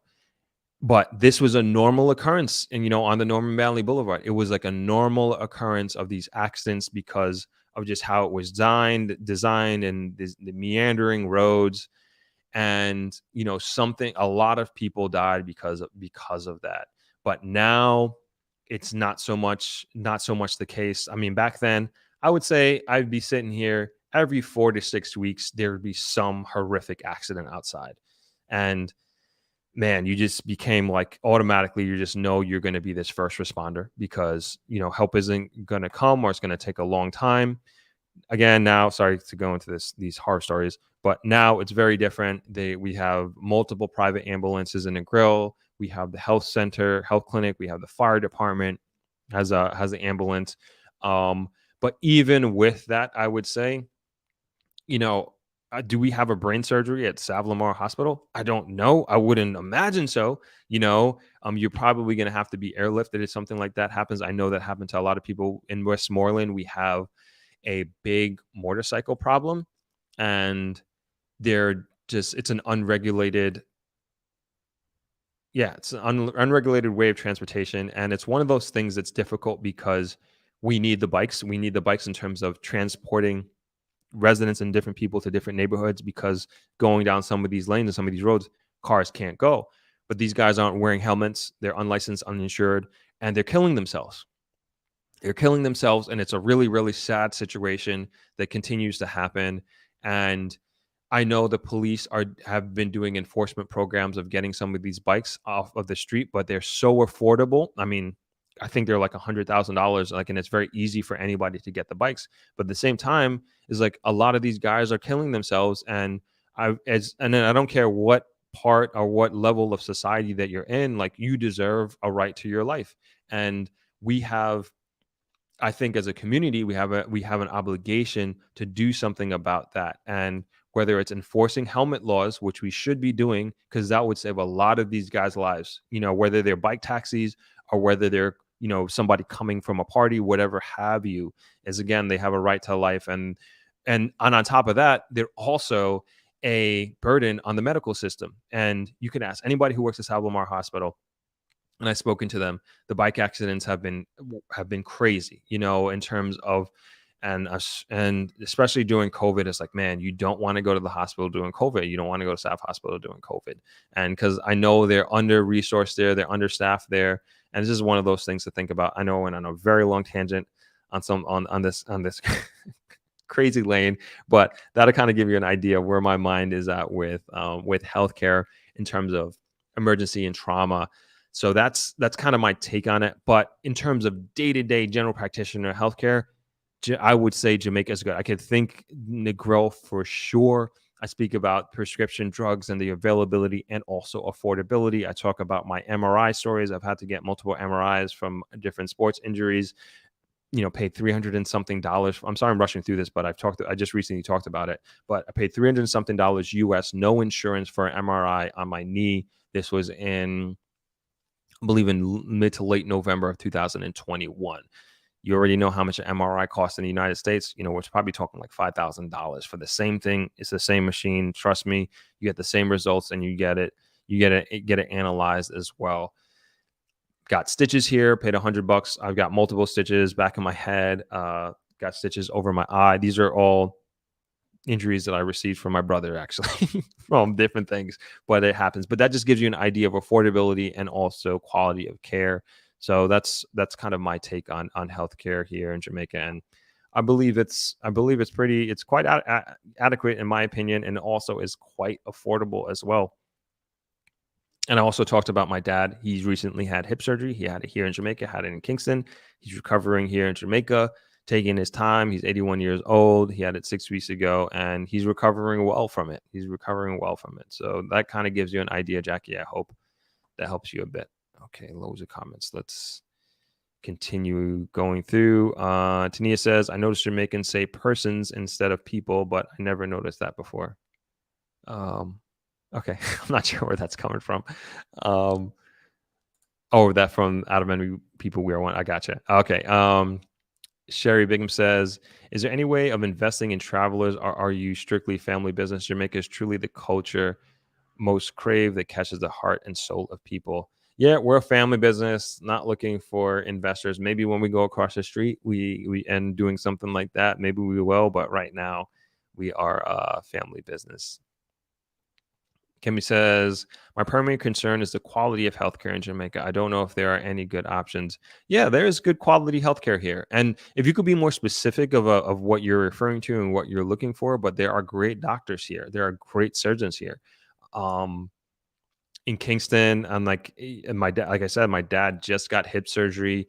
I know of a very good general surgeon who's my friend, and very smart, capable young doctors here in Jamaica, and also old doctors. But I think I say young doctors because we're looking to the future of Jamaica, and that's also important. I think that's very, very important. So there is good quality healthcare in Jamaica. There's a hospital being built here in Negril. It's a brand new hospital, as a matter of fact. Winston C says healthcare sucks in Jamaica. I would say it depends on what, and I know it's not the greatest in some areas. And I explained to you my situation or my experience with trauma and that sort of thing. Probably not the best. You're probably not going to get world class heart surgeons here. I don't know, but there are good health facilities here. There are good doctors here. And just remember, people live here, people have cancer here, people have hypertension here that runs very rampant in the Black community. People have glaucoma like myself. People need eye care like myself. I got I got diagnosed with glaucoma here. I got treated for, I didn't know I had bad eyesight. Well, at least eyesight that's not 20/20. I found that out here by a great eye doctor, Dr. Tika Forster in Montego Bay, in Freeport, Montego Bay. And all my eye care is done here. My glasses, contacts, got my prescription for my glaucoma that I'm taking here. So if you're thinking about chronic Black diseases, Jamaica is predominantly a Black country, and we suffer those same hereditary diseases. And in my case, glaucoma runs in my family. And so I have it, and I caught it at a relatively early stage, and hopefully I won't go blind when I get older. And as long as I keep taking my medication and my eye drops. But that all happened here, not in the United States where I'm from. Winston C says, be prepared to make trips to Florida for decent healthcare. Again, it depends. It really depends. On what you're looking for. I could have gone to Florida to get my knee checked out and all this and paid thousands of dollars to get the same type of information. Maybe getting the same physical therapy work. Had a great physical therapist in Montego Bay, Kevin Christie. Dr. Kevin Christie. He's is the PT for a soccer team out there. And he was using all modern techniques. When I looked up different techniques online on YouTube for PTs with my knee, and then also primarily my knee, I tore a few ligaments in my knee, everything that you can think of that is a modern physical therapist that are doing. And he's a young doctor. I don't know how old he is, but I would assume late 20s, early 30s. And he was using scraping techniques. He was using cupping. He was using a Theragun. He was using electromagnetic muscle stimulators on my knee, massage technique, icing, heat pad. He had bikes, he had balls, he has roll. I mean, he's cutting edge at the end of the day. And I'm an athlete that runs marathons all around the world, and like I keep up with these things, and I keep up with the methodologies that my counterparts in the United States are using. He may not have had a cryo chamber or a hyperbaric chamber or anything like that, but like everything else he did and he used on my knee. And again, this is a young doctor, young physical therapist, and in my mind he was cutting edge, and nothing that he did, well, I questioned. I was like, man, that's old school. Nothing like that. So I really think it depends on the type of healthcare and service that you're looking for, but good quality healthcare is definitely, without a doubt, in Jamaica. Amaru Netter says the key to live in Jamaica like a king or queen is to find a way to earn U.S. currency, where there's some online marketing or business Airbnb are exported. I agree. If there is a way that you can figure out how to do earn foreign income, that will definitely make a big difference, especially if you are moving from the States and you're moving here. If you could figure that out, that would be great. Even if you're doing your Airbnb here, you get paid in your account in the United States, and you get U.S. currency, and huge, big difference. Carla Love says South Hospital is lacking so much. Yeah, they are under resourced for sure. There's no doubt about that. But I know that they are working on it. Hopefully it happens sooner rather than later. Wow, backed up again in these comments. Trying to get to everybody. Zezel Mackenzie says, do you plan on living in Jamaica permanently? Yep, I've been here for 16 years, so I'm not going anywhere. 16 years I've been here. But I'm lucky and privileged enough that I do go to New York a lot. I go there for business. My mom is there. My aunt is there. All my childhood friends are there. I'll be going there this month, as a matter of fact. I was there last month. So was I there, or did I come back in June and July? I was there a few weeks ago. So I'm lucky enough to be able to do that on a regular basis. So, but I would say Jamaica is definitely my home. When I was at Travelers in May, someone died outside the hotel. Oh, geez, sorry. Was that from a car accident? I guess I wasn't here for that. But that kind of goes to my point. But it's been a lot less than that. Sonia, sorry that you saw that, or that was the case. I didn't hear about that. But was it a car accident? Joe says those guys using the bikes at Dream Weekend for taxi are crazy, and all these all these drunk girls just hop on the back of them and do not hold on property. Yeah, it's scary. Like, it's definitely a problem that we have in Westmoreland, and everybody knows that. Everybody's well aware. Beniak says, Throp, so funny you have never seen a dead person until Jamaica, and I've never seen a dead person until I moved to New York City. There you go. Everybody has their story, right? Everybody has their experience. Shaka Gervin says, good to know things are getting better. Thank you. Yeah, indeed. Blooming Rose, thanks for the heart. Kemi says, glad they're making improvements at the hospital in Negril. St. Anne Bay Hospital should take a page from their book. So this hospital in Negril it's a private hospital. As far as I know, it's being done by a private doctor and by a private medical company. So just take that into consideration. Jackie Allen says, I appreciate your explanation, Throp. I'm mid-40s, not yet ready to retire, but my concerns are about healthcare access to everyone. So everybody has access to healthcare in Jamaica. It really depends on what type of access. So in Savlamar, there is Royal Medical Hospital, and then there's Savlamar Hospital. So Royal Medical Hospital is a private hospital. So if you have the money, you can go there and get private care. I remember, this is like when I first moved here. My girlfriend at the time, she had these really bad stomach cramps, and she wasn't from here. She was from Toronto, And she had been doing a lot of volunteer work throughout the island, and she was very familiar with Jamaican culture, and so she knows Jamaica. She loved it. So even before she met me, I remember she had like these like very bad stomach cramps. Didn't know what it was, but I remember she like dreaded going to South Lamar Hospital. She's like, "Please don't take me there. Please don't take me there." I was like, "Don't worry, we're going to Royal Medical Hospital," and it was good care. It was probably, I don't remember how much it was, but trust me, it's like it was affordable. Put it that way, without insurance, paid cash. And I'm not saying like it wasn't like no thousands of dollars. I mean, we're talking max hundreds of dollars. I believe, did we overnight? I'm not sure. I feel like we did overnight. But great care. Um, excuse me, and it was fine. But it was, if somebody who for somebody who can afford that, they would have to go to South Lamar Hospital, and you're gonna wait. You're gonna wait. It's like going to the emergency room at your local hospital wherever you are. Depending on the emergency, maybe they get you in there right away. But if you're literally not dying, you're probably not going to get treatment right away. But healthcare is available.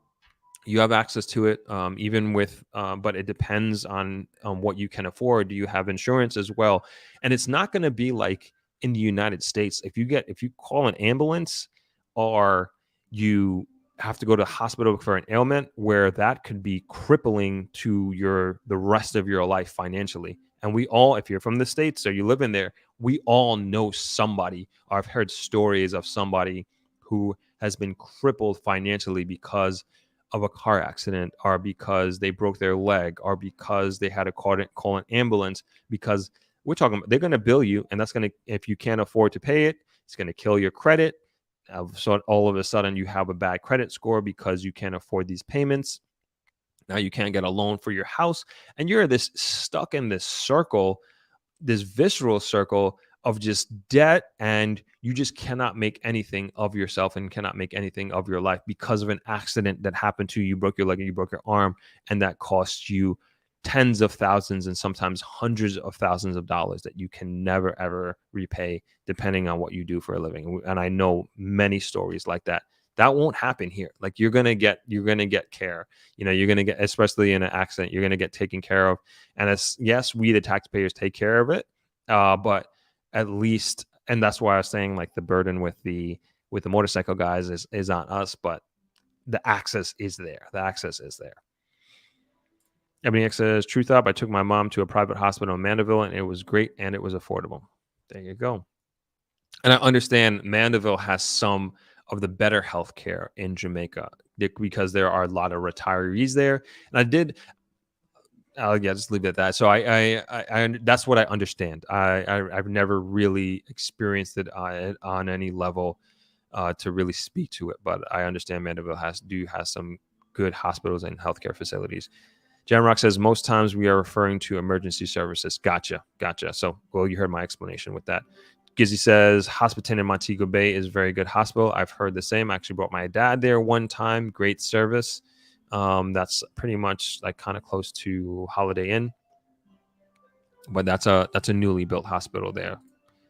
Shaka Gervin says, I got the best dentistry service in Portmore, better than NYC. I said this before.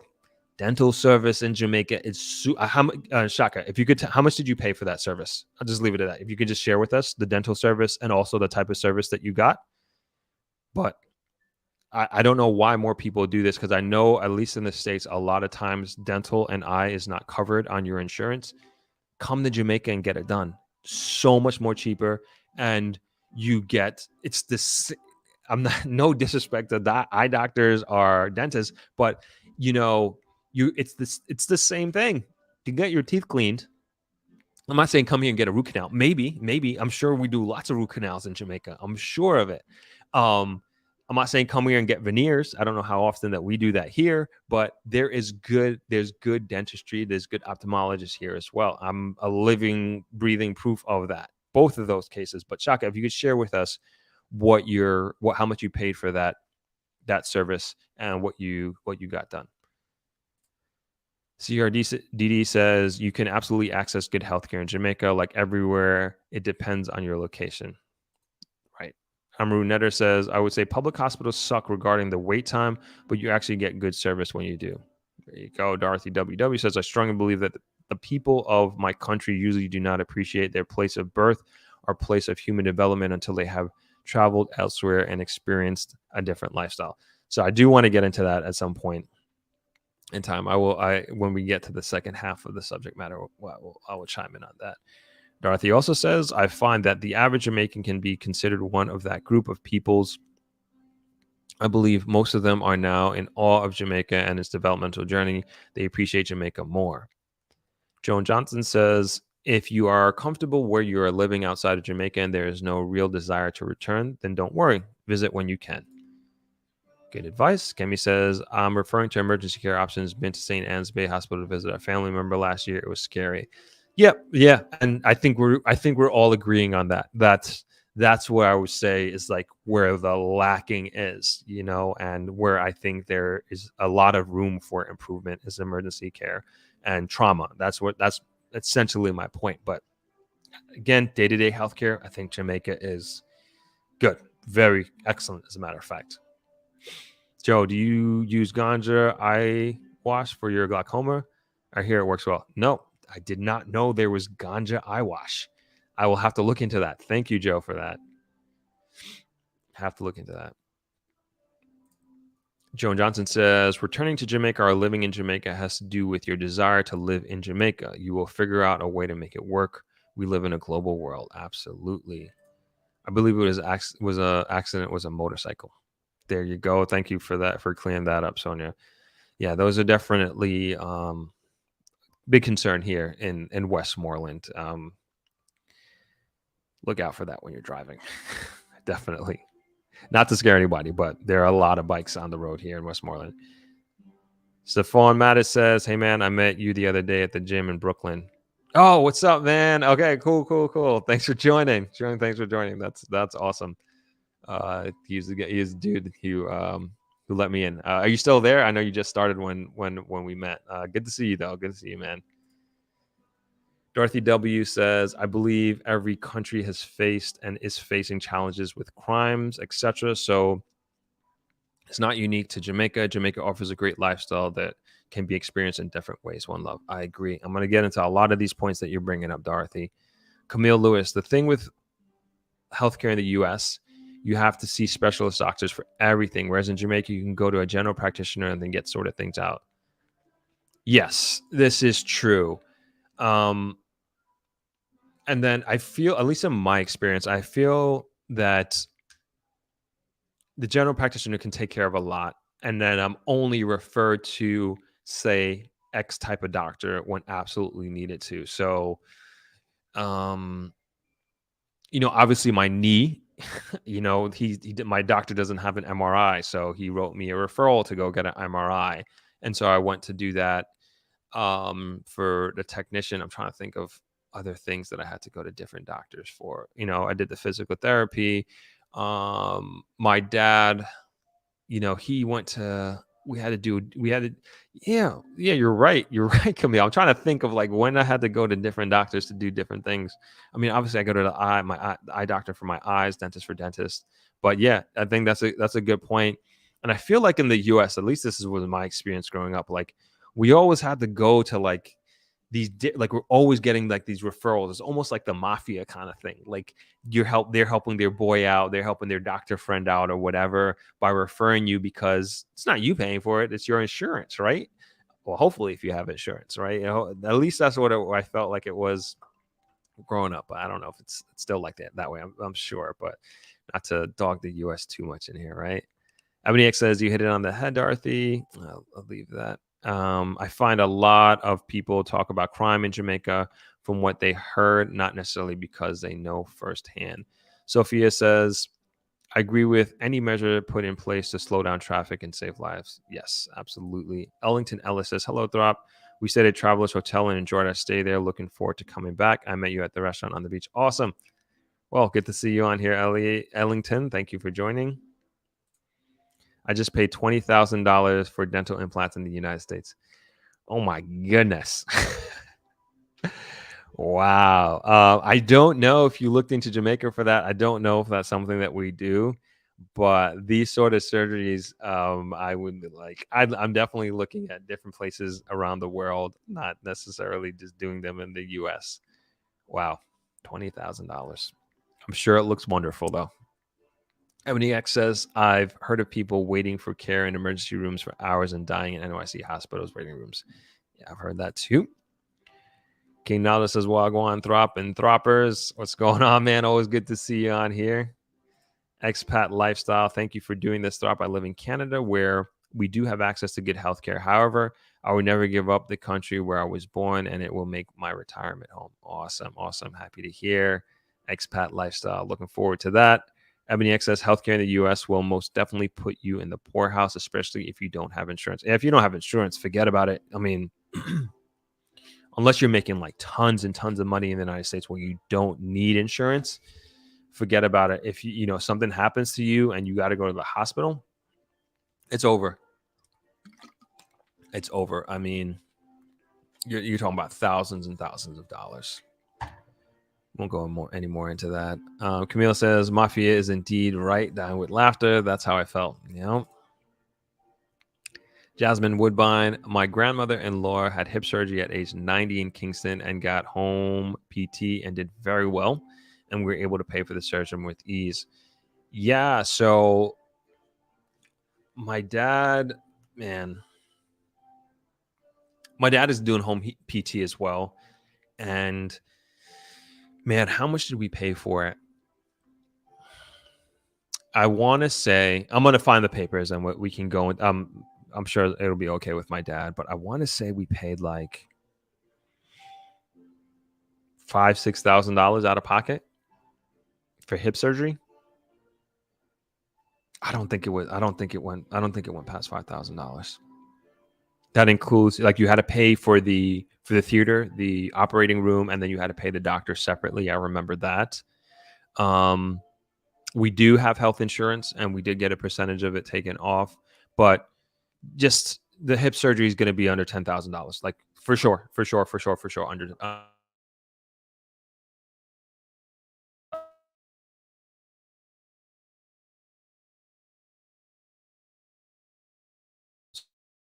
So some to think about. You also, and especially, I would say, okay.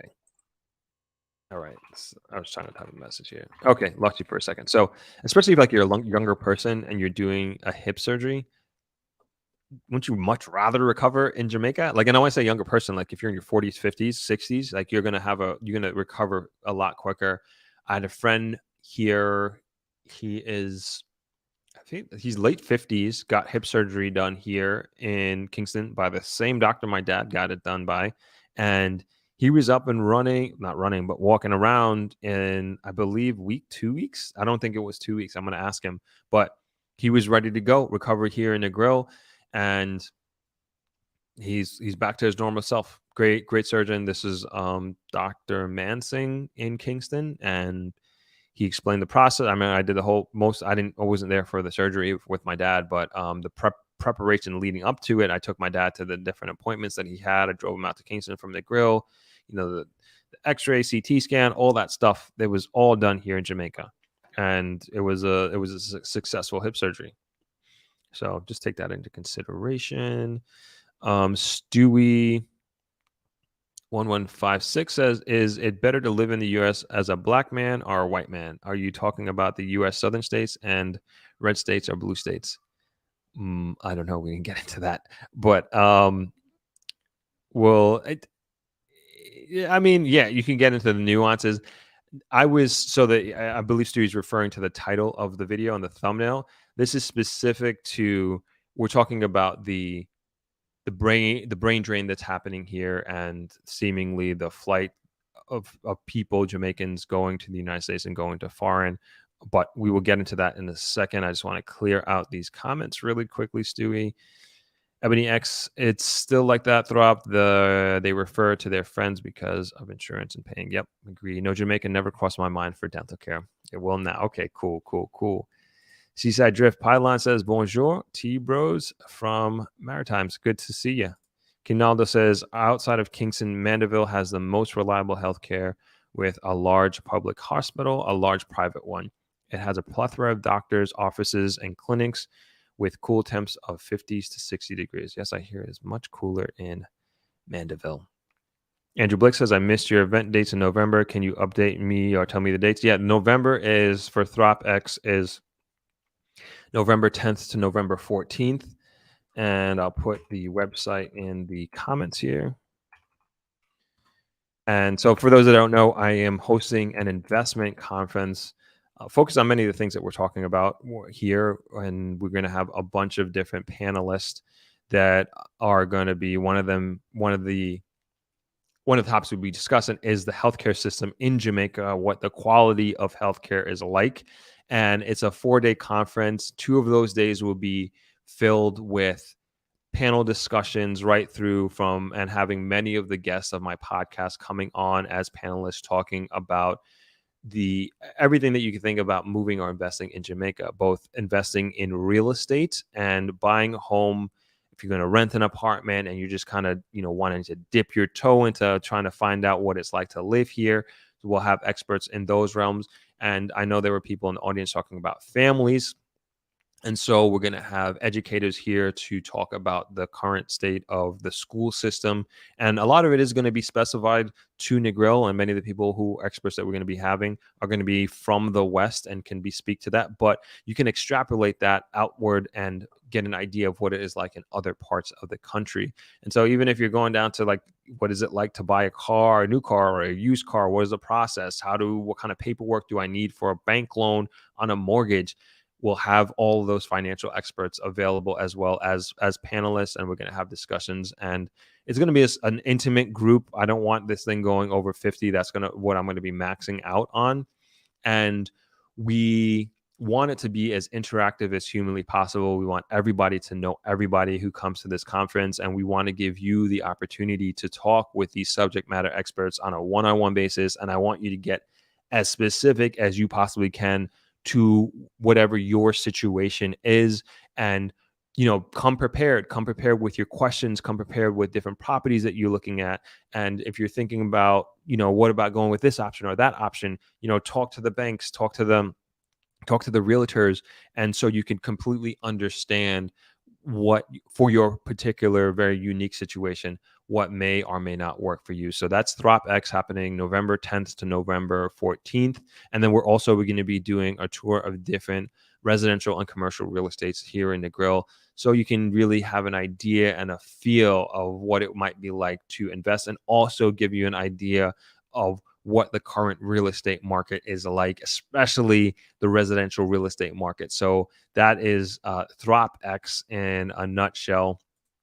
And you can visit the website to get more information, and you can sign up for the mailing list so we can send you out some more information about what's happening with that. So thanks for asking that question, Andrew. Appreciate that about Throp-X. Hope to see you there, of course. And Gary, thank you for the support. Thank you so much for the donation. Much, much appreciated. Much appreciated. Lenworth Lewis says, is cataract operation a standard thing in Jamaica? I'm getting one done here in Canada, and it will cost 1,300 Canadian. Yes, my dad had his cataract done here in April, I believe it was. Scooped it out, put it in. Put in a new cataract, put in a new lens, not cataract, put in a new lens. And we had to do a follow-up, I believe, that same week or the next week, and took off the eye patch. And he's like, oh my God, I could see so much clearer now. And that is regularly done here. I actually have a video. If you go to my channel, I did a video on Dr. Doug has a clinic in Frome here in Westmoreland, and he does cataract surgeries on the regular. And if it's $1,300, I'm not sure. I don't know. I don't know how much it will cost. So I can't remember how much we paid. But the guy who did the cataract surgery here in Jamaica, he was actually came in. I don't know if he's Jamaican or not, but he came in from Toronto. Excuse me. But I guarantee it's a lot cheaper. I don't know about Canada, but definitely a lot cheaper than the United States. So I am posting that video in the comments. So I did a whole video on glaucoma, how I got diagnosed with glaucoma, and then but I show the surgery. I hope that I'm sending you the right video. But I did I'm pretty sure that's it. But I believe this is the same video. But I did the whole video on the surgeries that they had at the clinic in Frome. Yes, this is it. I'm just looking at it now. So you can take a look at that video, and it kind of shows. It's a little, if you're a little, squeamish, I actually kind of get in there with the camera on the eyes, and they do the whole surgery, taking out the lens and everything like that. Probably don't want to watch it, but it's there if you're interested. And yes, we do that, those types of surgeries here. I don't know the cost though. Hello, Ingrid. Thanks for joining. Appreciate it. Cassine says, Throp, Portugal healthcare is excellent and affordable. I've never been to Portugal. I definitely want to go. That is like one of the new hotspots in Europe that a lot of people are moving to. Great podcast. Always. Thanks, Seaside Drift. Thank you. Thank you so much for that. Thanks for joining. Oh, man, the comments are coming too much. We got to get into the subject. The second half of the subject. Jamaican dentists to do veneers, implants, and root canals. It's often runs in between... is that 1,000 to 2,000 US? Wow. Sonia does not like that. She paid 20,000. Carla Love says, isn't that the same amount of money in US? I'm not sure. Sonia, you said you did 2,000 or 20? No, Sonia said 20,000. Yeah, she did 20,000 for her dental surgery. Expat Lifestyle says, my family lives in Orange Bay, right there, backyard. And yes, please hit the like button. Sonia says there are 156 people watching. Please hit the like button. Yes, would definitely appreciate you hitting that thumbs up. Does help out a lot. IHB says, I missed the first hour. Hey, at least you're here for the second hour. We're almost going 2 hours. Appreciate you being here. Appreciate you joining, HB. Abniak says, I know you focus on Negril, but those who don't know, Jamaica has 14 parishes. That's right. And Negril is divided up into 2 parishes, and it's between Westmoreland and Hanover. You're welcome, Andrew. Expat Lifestyle says, it's not a good time for me, but that sounds like an amazing event. Oh, would have loved to have you. No problem. We also have virtual tickets. I should mention that. So if you're unable to make it in person, you can buy a virtual ticket for $100, get you access for the entire weekend, all of the events for $100, and then you also have access to the replay. So if you are unable to make it that virtual, like, one of the days, you can go back and rewatch it, and you'll have access to that forever. Sonia Ross says, I want to attend virtually where there be a video of the tours. Yes. So I mentioned this before.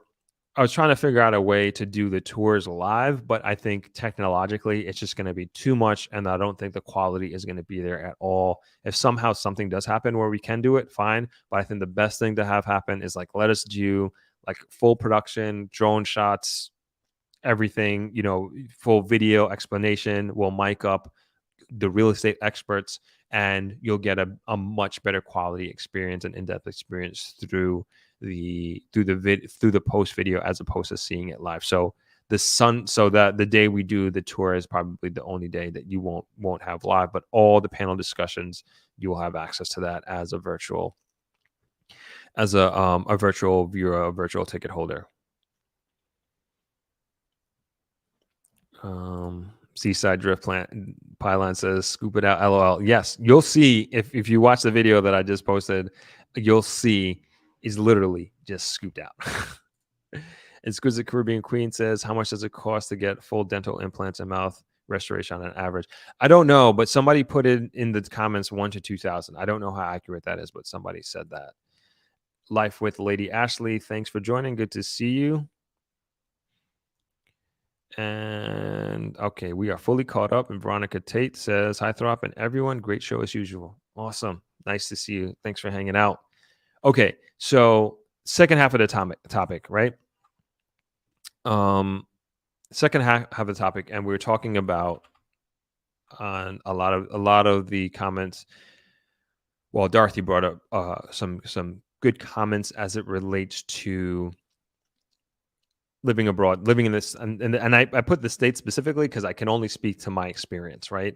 And there are some considerations, I would say, that a lot of people don't take into account. And one of those is affordability. And I was talking with my dad about this, comparing living in the States, living in Jamaica. And also lifestyle falls into the same bucket of affordability. We can't talk about one without the other. And along with that, it was like some like I thought was a weird, not at the time weird, and I was like maybe inaccurate comment about rents in Florida being $2,000 a month. I was like, what? Because living in New York, you always think about living in the South, whether it's Atlanta or Florida. You're like, it's much cheaper, much more affordable. My money can go so much further and so much longer. And when the comment told me that, I started looking into that, and I was like, wow, it really is $2,000 for rents in Florida. And then I was like, at first I was like, yeah, probably Miami, but no, I have my friend and his family is looking to move to Orlando, and it's the same prices as New York. And then he was telling me his whole, like, I was like, he was telling me it's the same price as New York. I was like, there's no possible way. That's impossible. There's no way it's the same price as New York. And just want to say a quick thank you, Jasmine Woodbine, for the donation. I really, really appreciate that. Before I continue my story, I didn't want to miss that. Awesome. Thank you so much. Really, really appreciate that. So his whole point was that it's the same price in Orlando as it is in New York. So, $3,000 rent in New York, in Orlando, you just get more space for your money. And he was just making the point that same thing with Atlanta. It's no longer like gone are those days where you can go to Atlanta, get get so much more space, and you only paying pennies on the dollar compared to New York for these types of standards of living that you wouldn't have in New York.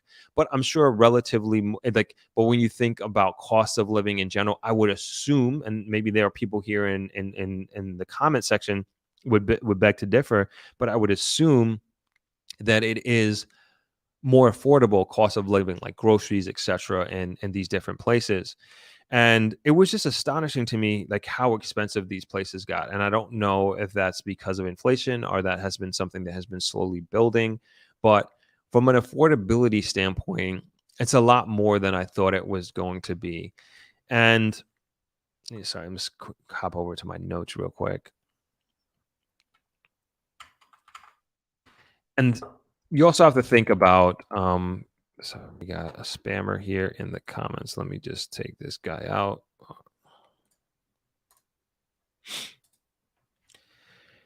And you also have to think about quality of life as it goes. And I just want to make sure, like, I'm not like skipping over anything here, and to kind of bringing more context to what I'm talking about here. And that is like comparing like living in Jamaica and living in the United States, and different parts of the United States. And I was going to speak more specifically to New York, but obviously we have a much broader audience here.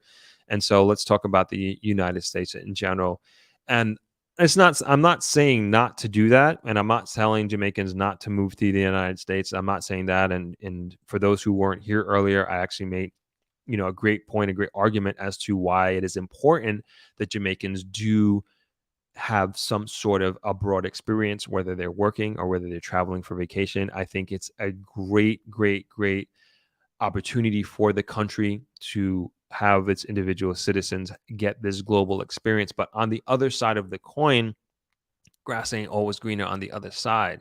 And we have multiple examples here that I know of. Then when I say here at Travelers, where we had, and I'm thinking of one team member specifically, that they've moved abroad. They worked there in New York specifically. And he said he'll never go back. I think he did like over a year, maybe over a year there. Still has his visa today, green card visa, whatever it is. I know another person, same thing, green card visa. I know even my barber, as a matter of fact, he's a barber. He's a barber in New York as well. He can go back. He has his job ready and waiting there for him. And I always ask him, I was like, yo, why don't you go back? Why don't you go back there and make some more money? And he's just like, it's not worth it. It's not worth it. It's not worth his sanity. It's, New York is a tough place in general. Brooklyn is a tough place, and it's a hustle and bustle mentality. And it is just like a very, very different lifestyle than living here. And it comes with a lot of stress and it comes with a lot of baggage that I think a lot of people don't understand until they start living it themselves. My barber is one of the main examples. And it took me a long time. I was like, man, you have this job line. Like people would dream of having the opportunity, and he can go back anytime, has his visa, has his opportunity to go there. But in his mind, the opportunity and of living the life that he wants to live is so much greater here. He actually just started a farm, as a matter of fact, and he started farming. And that's one of his great passions that he was telling me that he's looking for. And he's a relatively young dude, and he's like, he's looking to retire as a farmer and make that his main income. But right now, his main income is being a barber. Getting back to like the guy that I'm thinking about who never go back, he was just telling me, and he's a driver for the hotel. He's just telling me that like how hard it was and how miserable he was there. And it's just work, work, work, work, work. And he's making, yes, more money without a doubt. When you go like dollar for dollar, he's making way more money than he was here in Jamaica. But it costs so much more to live. That's why you're making more money. You know, it just costs so exponentially more money. So you're just getting less money than you're keeping less money than you would otherwise. And again, I'm not saying that there aren't circumstances where you're making enough money to save and also to send back home. I'm not saying that. Of course, there are many, many cases of that, but there are also many cases of people just hating it and hating living abroad. I brought up the example of my experience with when I went to Totori, Japan, so Westmoreland and Totori, Japan, which is a prefecture in Japan. We have a brother-sister relationship, and I had the opportunity to go there, and we went there with our nonprofit organization, NEAT, and we brought 13 kids from the local community to Japan.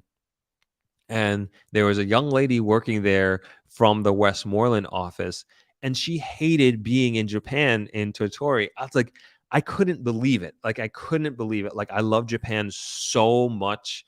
And there's so many aspects of the culture that I really enjoyed. And it would have been a dream for me to live in Totori and to live in Japan and experience this culture. But she was literally miserable there.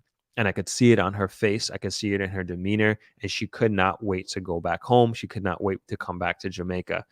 And I'm like, man, what a shame. What a shame. At first, that's what I was saying, that you just kind of give up this great opportunity from like a mental and attitude perspective. But then I was like, it's, everybody has their personality. And she really, really missed Jamaica. And there were, and I'm sure she was very excited to go to Japan. I'm sure she was very much looking forward to doing that. But when she got there and experienced that, and she's like, there's no place like Jamaica. There's no place like home.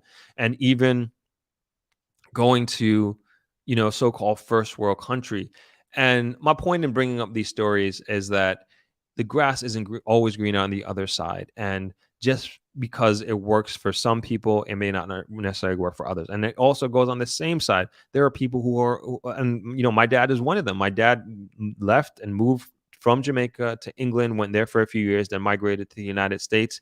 And he was an immigrant, started a gypsy cab car service by borrowing a friend's car and picking up people and people from different parts in Brooklyn and dropping them off to other parts, because at that time in the 60s, I believe it was, taxi cabs weren't picking up Black people in New York, in Brooklyn especially, and in Harlem. And so my dad was one of those guys, and he started doing gypsy cab car service, and he turned it into a car and limousine and travel service called Winthrop Car Service, and he became the largest Black-owned car service in New York. I think he's watching, so I hope I get that right. And definitely one of the largest Black-owned car service in the country. And he came from Jamaica, and he did that in New York, one of the toughest places in the world. And as they say, if you can make it in New York, you can make it anywhere. And they say that because it's hard to make it in New York. That's where that saying comes from.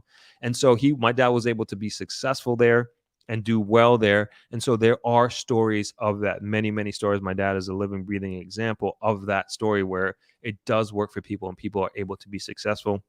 And he chose to come back and retire here and start a business back in Jamaica, start a nonprofit organization back in Jamaica.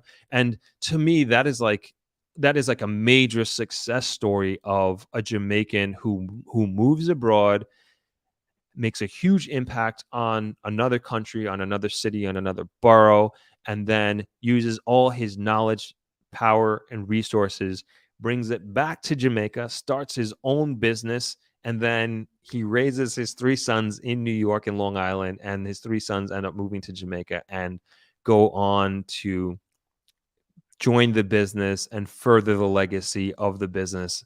And that's that to me, that's an amazing story. And I'm kind of just having this realization as I'm telling this story, but this is like what we want to have happen. And I think there are many of you who are watching this right now and are a part of this live stream that are looking forward to returning to Jamaica and maybe having their own impact on their community and their own impact on the country. But it just goes to say that I'm not against people moving abroad, and I'm not saying that it's the worst thing in the world, but there are major things to take into consideration, and there are many people who don't have the best time moving to New York or moving to a different country or a different state, I should say. And it's not as easy and glamorous as many people think. I mean, it's a hard thing to do, and it's a hard place to make it. And like we said with these healthcare examples, I mean, God forbid you hurt yourself out there. I mean, it's over. And somebody else was talking about racial and political reasons to take into consideration. Yeah, those are very, very big things to take in consideration. Dare I say, you're not going to worry about if you're a Black person living or moving to Jamaica, you're not going to worry about racism in Jamaica. It's just not on your mind. You just don't think about it. Whereas in the US, it's there. Like I mean, I hate to even say this. I hate to admit this. I was I didn't realize how much of a chip I had on my shoulder as a Black person until I started. I was dating this young lady from Norway. And I remember going to Norway for the first time, and I just I just thought people were being racist, and when they just weren't. But you just have this thing on your mind. You're just always on, and you're just always ready. At least me, I'm speaking as like a Black American. Sorry, we got a spammer here. As a Black American, you just kind of like always looking out for that. Am I being treated differently from the next person that's next to me? And I remember, like, I don't even want to tell the story, but it had to do with buying ice cream, and I thought the guy that was selling me the ice cream wouldn't give me chocolate sprinkles because I was Black, which is so stupid. Which is like, as I'm saying it out loud, it's just so silly. And they were speaking Norwegian to each other, and I was like, "Isn't that chocolate sprinkles right there?" And it turned out to be like licorice that looked like chocolate sprinkles. But it was just that. And I just realized, like, oh my God, I got to chill out. Like, what is wrong with me? But that just comes from growing up and being in the United States. You're just kind of always on. And it just sounds so silly to even come out my mouth. But I'm definitely like not like that at all anymore. And certainly I don't like look at the world with those lenses where like people are against me, or like, no, not at all. Like, to me, like, I always look at people in the best light, and I don't look at people as inherently this or inherently that. And I try to have more optimistic view of everything and of people. And my point is that I had that because I came from a country and I had an upbringing because like that in America, whereas here in Jamaica, that's just not the case. I remember after like less than a month after I don't know if you guys remember the shooting that they had in Buffalo, where that white supremacist went into a Black community, poor Black neighborhood, and went into, I think, a grocery store with a semi-automatic gun, and he just shot all Black people. And there was a white guy in the middle of the cash register. He's like, no, please don't shoot me. And he's like, oh, sorry about that. And he just continued to mow down all the Black people. So I go back to New York, and I'm in the hood in Brooklyn, where I'm from proudly and where I live. And I remember going into the Walgreens, and that was like the first thing that came to my mind. I was just like, what if a white supremacist walks in here with an AK, with an automatic weapon? What is my what am I going to do? And I'm like, what? I'm like, why is my brain going in this direction? And it was just like, this is America. This is America, that I have to actually double think and question that somebody could be coming in here with an automatic weapon and try to kill me just because I'm black. And it's just crazy to actually have that thought run through my head. And that just doesn't happen here in Jamaica. That would never cross my mind. And it's just weird that was something that was my thought process going into a Walgreens in my own neighborhood. So these are the things that I think people don't necessarily take into consideration, and that, you know, hopefully if you do move abroad, and if somebody, like, a Jamaican does go abroad, they don't experience these things. And I honestly can say I'm thankful, even though I grew up in New York, I grew up in Long Island. There are, like, I can't say that I've really experienced like true rate, like a handful of times, and that comes from the privilege of being in New York and being in a multicultural environment and an upbringing. I went to school with like black kids, white kids, Chinese, Asian, Indian, you name it. We had all different religions in our school, and that was high school, and even when I went to college. And so I was lucky in that sense. Other parts of the country, it's a different experience being black, completely different black experience. And that's going to be the same is true for those folks who are considering leaving Jamaica and going to different parts of the country. Who knows where you're going to be? Who knows who you're going to interact with and what their background is? And I'm not saying this to act or move in a form of fear. It's just to take a lot of things into consideration before you make that sort of move. And I know people, and I venture to believe that a lot of people who are considering leaving Jamaica or want to leave Jamaica, they believe and are looking for a better opportunity and are looking for a better life. And that could be the case. That definitely could be the case for you. But I'll also say, if you can make it here and if you do have opportunities here, man, it can be good. And if you can figure out ways to uplift yourself and your community around you, that can be fantastic. And maybe those opportunities aren't here. And like I was saying earlier before, I cannot blame young people for leaving because, they're living it, they're living it, and they're saying that there are no opportunities. They go to school, they get their college degree, and they can't get a decent job and some people are in loan, excuse me, in debt from student loans, but I'm sure not in debt like US students are. Well, we won't get into that. So that's my long rant on that. Let me go into the comments. I might throw on a video real quick because I gotta use the restroom. All right, but let's go through these comments before I hit the restroom real quick. Won't leave you guys hanging. Where were we? Talking so much, my throat is starting to bother me. Angela Forbes says, excellent video content, Throp. Very interesting and informative. My cousin flew to Montego Bay for dental work from Miami 2 or 3 times this year. There you go. Very cool. Chris PW says, when is your investment guest coming on your podcast? This month. We're supposed to talk this week, so maybe tomorrow. Hopefully, I hear from them. So this month, they will be actually filming it and releasing it as well. Thanks for the reminder, Chris. Life with Lady Ashley. My husband thought about going back to Jamaica or us building, but the crime is horrible. Yeah, we went into that. There's a lot of opportunity here, even despite that. People are making investments here every single day. Many, many foreigners are making many investments here in building houses, Airbnbs. A lot of the property here that is the turnover that's happening here in Negril are being taken over by foreign investors. So I would say the crime situation is real here. The violence is real.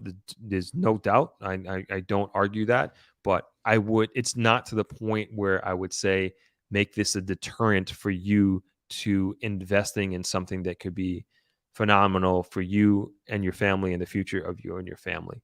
Just my take, and you can take that however you want it, but there are opportunities here despite that.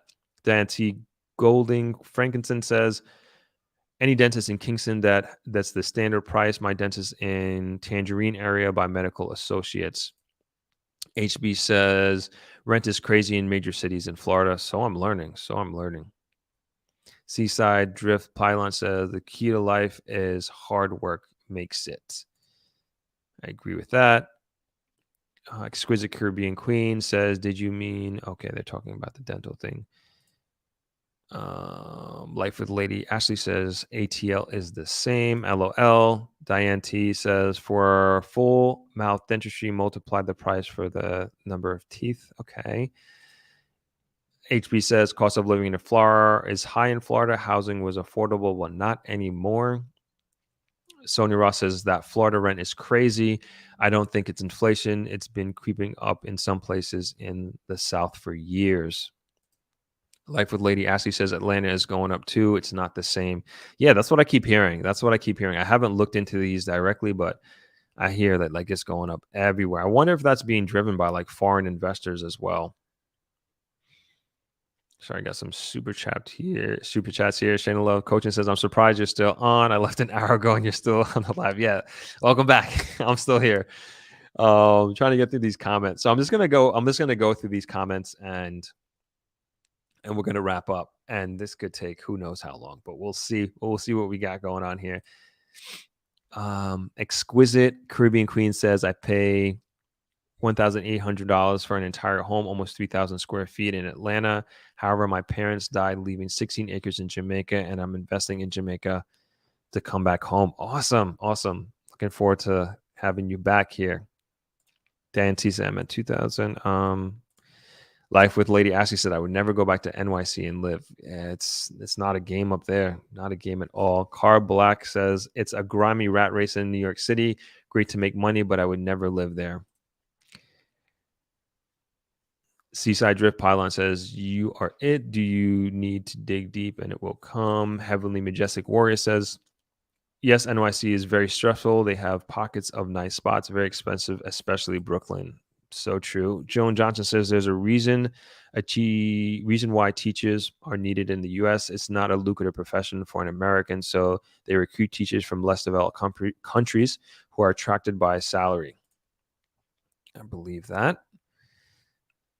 Cat B says people outside of Jamaica make disease processes or fear of diseases the focal point of their lives. Stress is their primary companion. My great grandmother lived to be over 100, never talked about healthcare. Very cool. 100. Wow. Alternate side of street parking in NYC is enough to make anyone's quality of life suffer. I tell you that's the one. I thank God I got rid of my car. That's the one thing I hated about being in Brooklyn is that alternate side street parking. It's one of the worst things, worst creations of mankind. And the streets are still dirty. I don't understand it. So the thing is, like, you have to move your car to the other side of the street so the street cleaners can come through and clean the streets. Whatever. The amount of tickets that I've gotten just because of that is crazy. But thank you for that, Joe. Joan Johnson says, yes, you need more money to live. That's why you are paid more. That's right. Heavenly Majestic Warrior says, yes, Japan is more peaceful. I love it out there. Absolutely love it out there. King Naldo says, with Maryland being the richest high-income state in America, we've seen a large influx of people moving in, which creates a huge demand for housing. One-bedroom apartment on average is 19. Is that 19,000? No, I'm sorry. Please put comments like I have like my eyes. 1,900 US. Okay, that sounds a lot for Maryland. That's like New York. Like I've been looking at one bedrooms in Brooklyn, and yeah, you're looking at like 2,300 a month.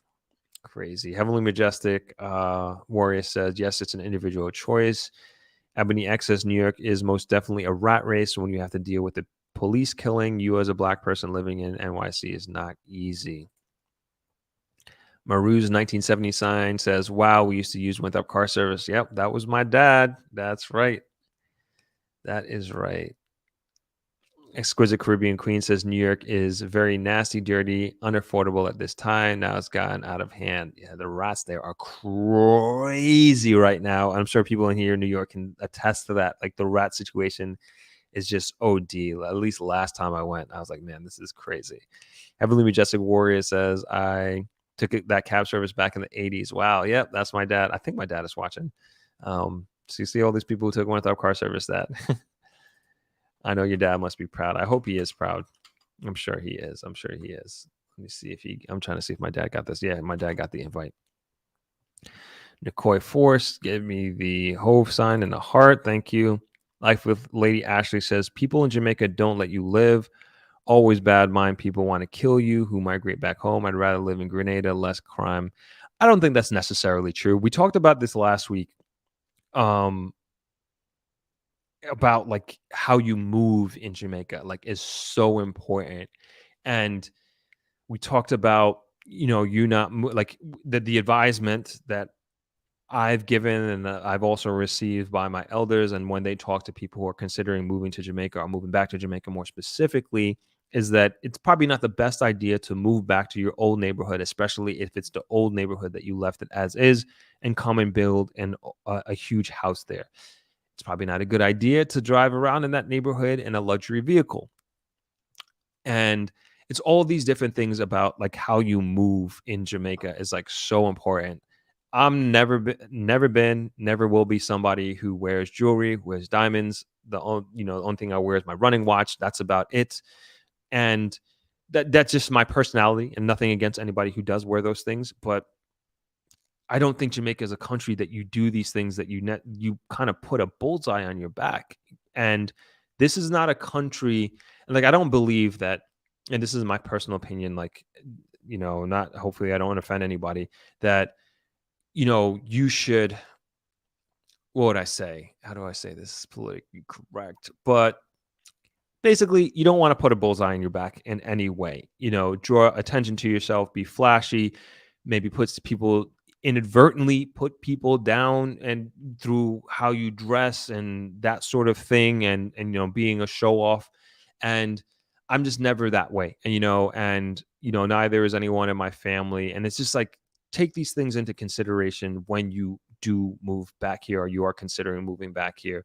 And I just think important, like, as you move through life, it's important to be humble. It's important to be grateful and appreciative of where you are and what you have, and maintaining that perspective. And I think if you move a certain way in Jamaica, and that's the best way I can describe it, you can really find your own lane here. You can then find a great lifestyle, which I and many people have.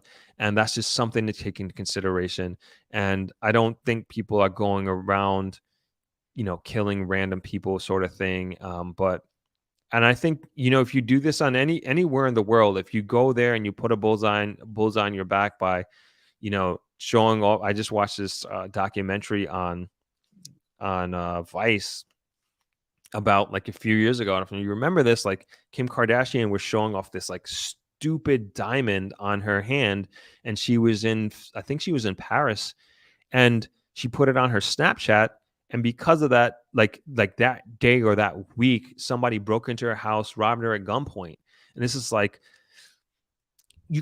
nobody should have to go through that. Please don't get me wrong. Like, nobody should have to go through that. But at the same time, like, you when you put certain things on social media, like, you are putting, like, this is not a fairy tale world that we live in, unfortunately. And if you put certain things on there and you're flashing money, you're making phone calls with stacks of $100 bills, there you're attracting certain types of eyeballs. And that's all I'll say with that. And people moving back here and getting killed. Like, I know probably hundreds of people who've moved back to Jamaica, and they're still with us. They're still here. So that's my take on that comment. Mark McCarthy says, greeting, brother. One and all blessings. Good to see you. Good to have you on here.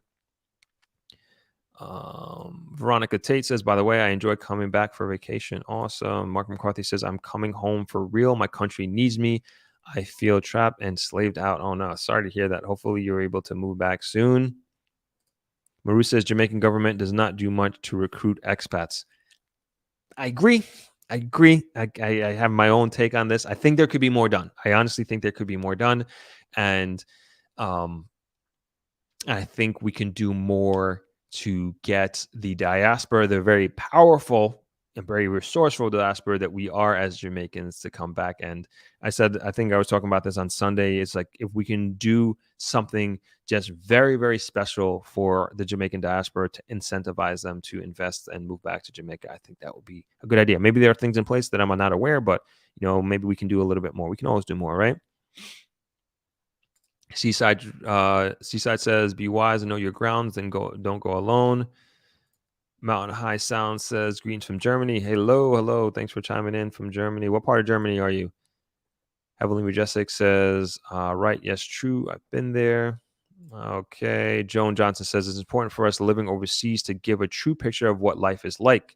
I find that more questions are asked about returning to Jamaica than when we are leaving to live overseas." Good point.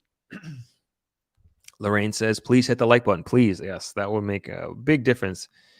Please hit the like button. Flatbush in the house.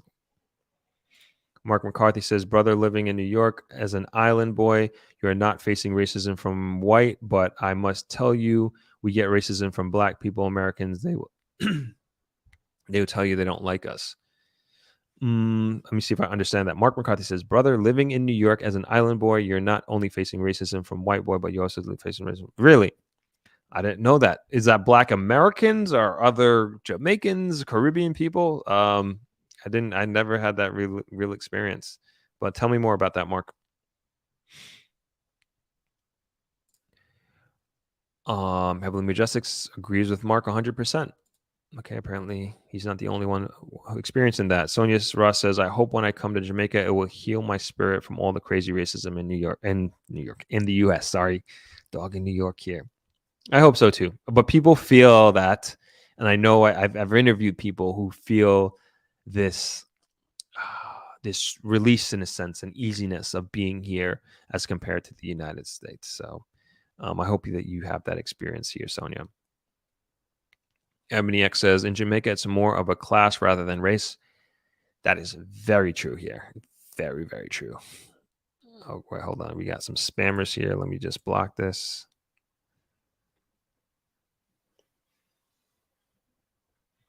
I see Mark says, "Oh, you're talking about American." Man, sorry to hear that.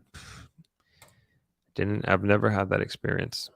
But that's another person's experience to take into consideration when you do move to America.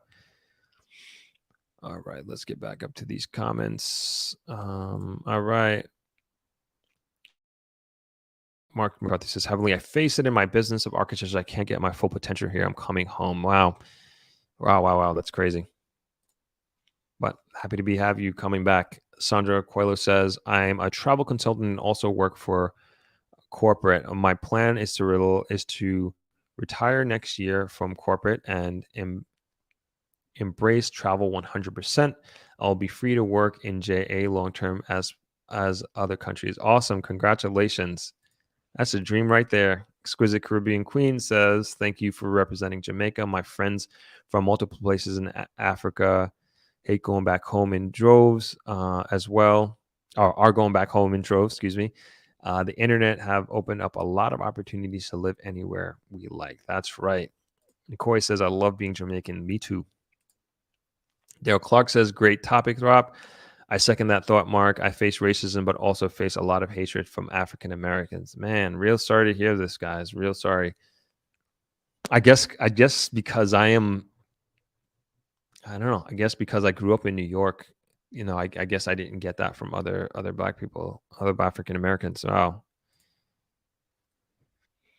Mark McCarthy says, "Well, family, I just signed lease an office space in Kingston to start my emerging design built business. No looking back." Awesome, dude. Congratulations. If we can help as a community in any way, please let us know. I'm sure you have your connections and your network and everything like that, but we want to support. We want to support in any way we can, Mark. Please, even if it's just getting the word out and sending out an email blast or putting it here in the comments. Please let us know how we can help.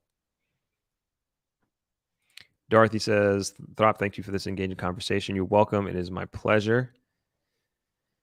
Joan Johnson says, "Feeling safer in the U.S. than in Jamaica as a Black person is good brainwashing." Good point.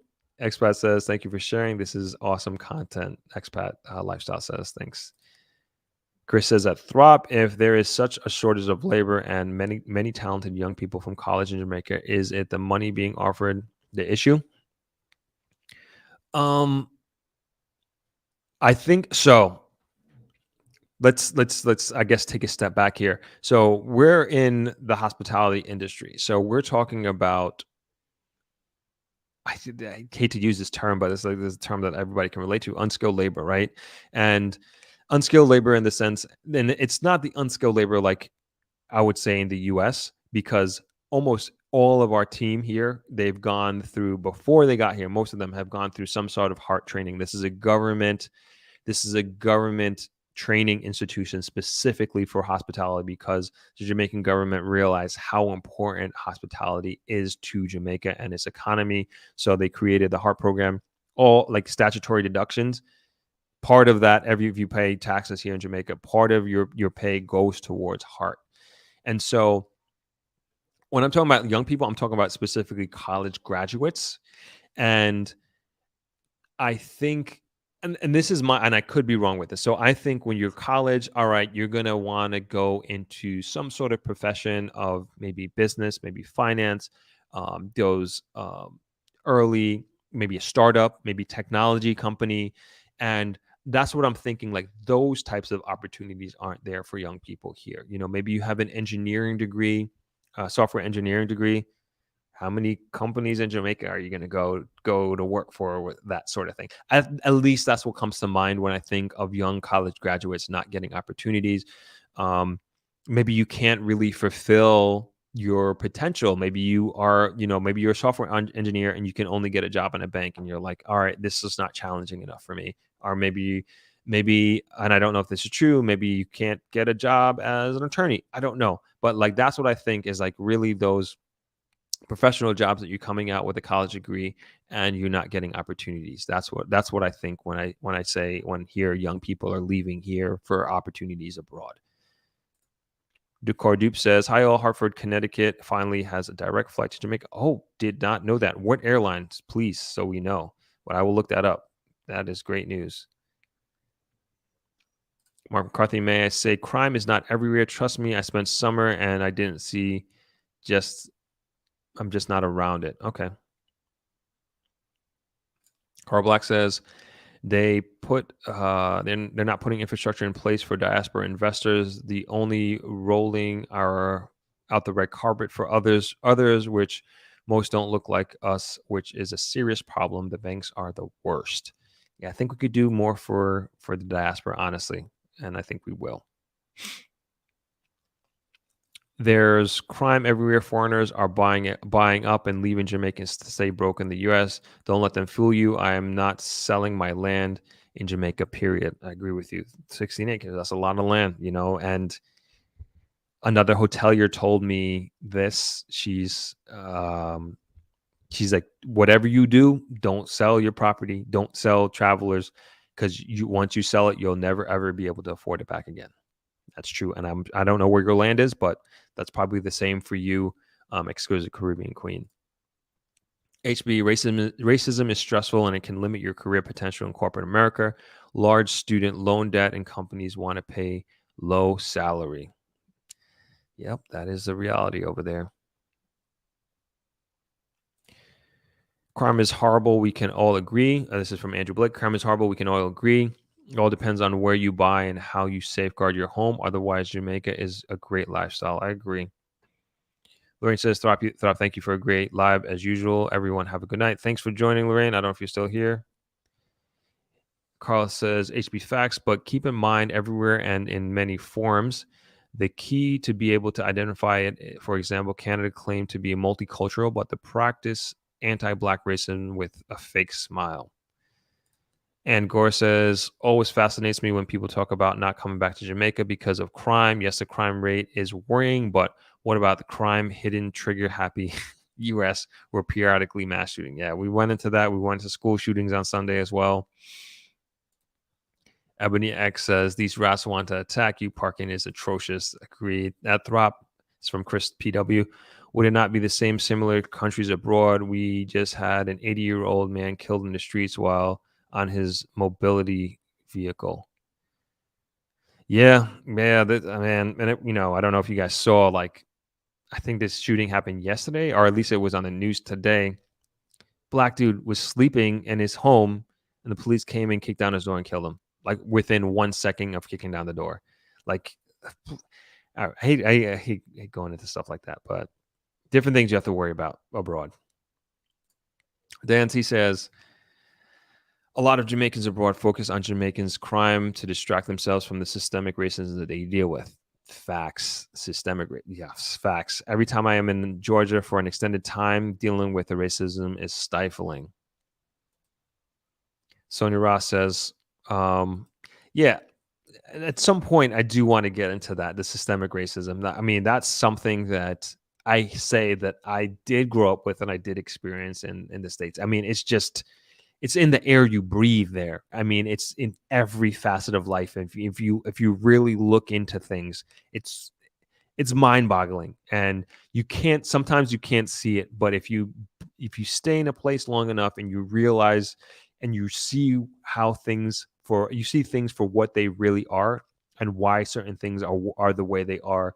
Systemic racism runs deep in the United States, and it's just, to me, it is what it is, and it's just something that everybody should be aware of. And there are people that say, no, this systemic racism, that's no such thing. Oh, I could talk about for another 3 hours, but I'll leave it there. Sonia Ross says, all of this constant talk about how bad Jamaicans are and how bad crime is so anti-Black. It's awful. Please stop. Expat Lifestyle says, like you, I've traveled quite extensively to places like India, Cairo, and even Paris. You can get robbed anywhere in the world you go. That's for sure. CRDD says, most of the stories I heard of returning residents having issues with those who move back to bad communities are those who move to places they are unfamiliar with. Carl Black says, Diane T. Golding, big facts. Most Jamaicans are not aware of systemic racism that goes. The other groups will interact but don't integrate with the majority of Blacks. Oh, man. Okay, I got more. All right, I really got to use the bathroom. All right, we're going to start wrapping up here. Let me get to a few comments of people who didn't comment. Sorry if I don't get to everyone today. Let's see. Angora, people are coming here, make the most stupid mistakes when they come here. See it all the time, associating with undesirables, relationships with men, women with sugar-coated tongues who are after their money. Yep, seen those too. Let's see, anybody who hasn't responded. I'm trying to get to it before we say goodbye. I think almost everybody here responded, but okay, so let's get to some of these repeats. Joan Johnson says, if you choose not to return to Jamaica, that's fine, but don't speak negatively about Jamaica. If you're not living there, we need to focus more on the positive aspects of Jamaica. I agree with you. Just DJoy says, there's a story on SoFlo TV today where a woman sent her money to her brother to build a house, and he stole it by giving her fraudulent documents.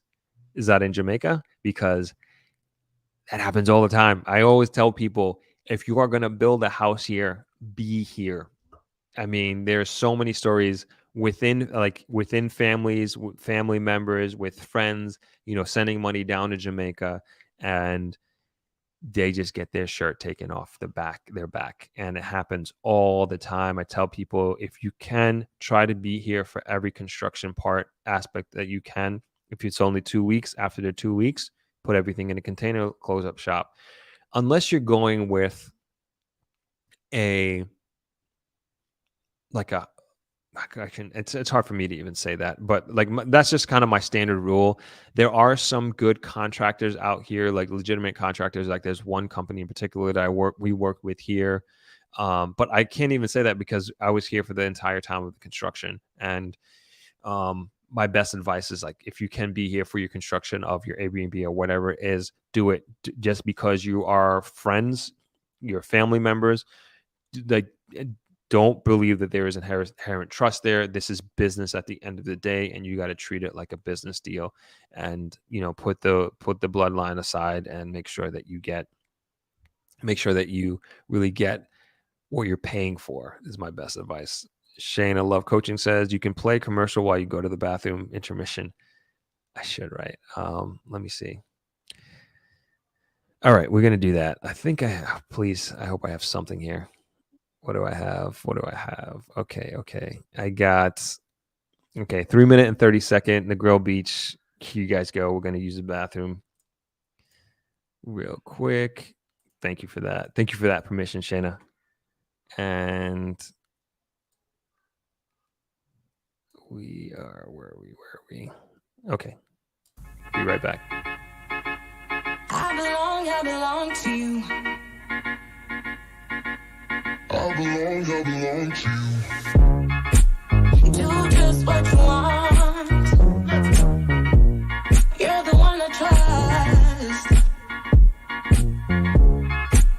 And I always be around when I need some loving, baby. No one else. Yeah.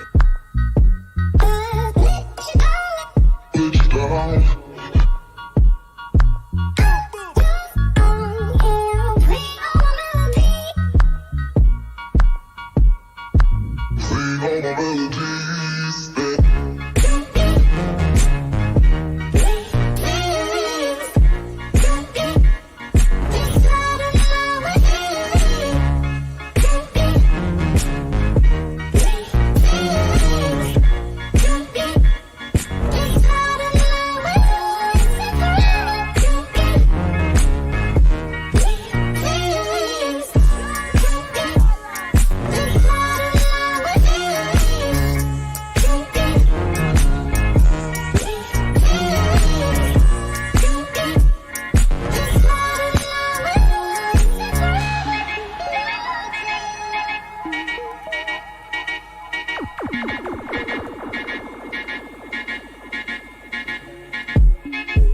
Take me to your heart. I belong to you. Take me to your soul.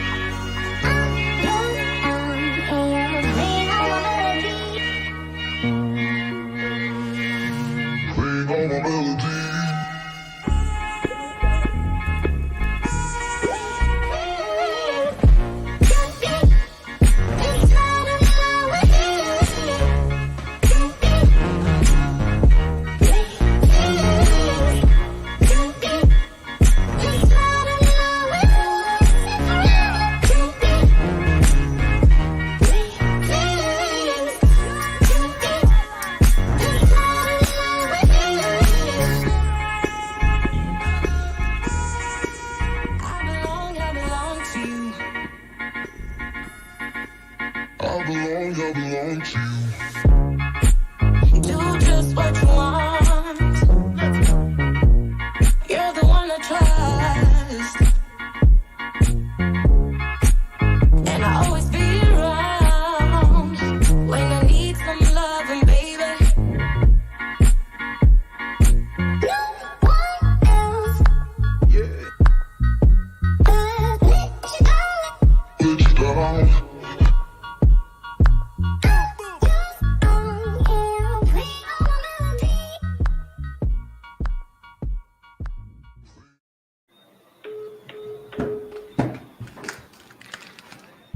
Perfect timing. Okay, we're back. Thank you. Hope you guys enjoyed that. Sorry if you saw that already, but that's all I had. All right, let's get back to it. Okay, now I can go through the comments with ease. Thank you again, Shayna. Good point. Much more comfortable. All right.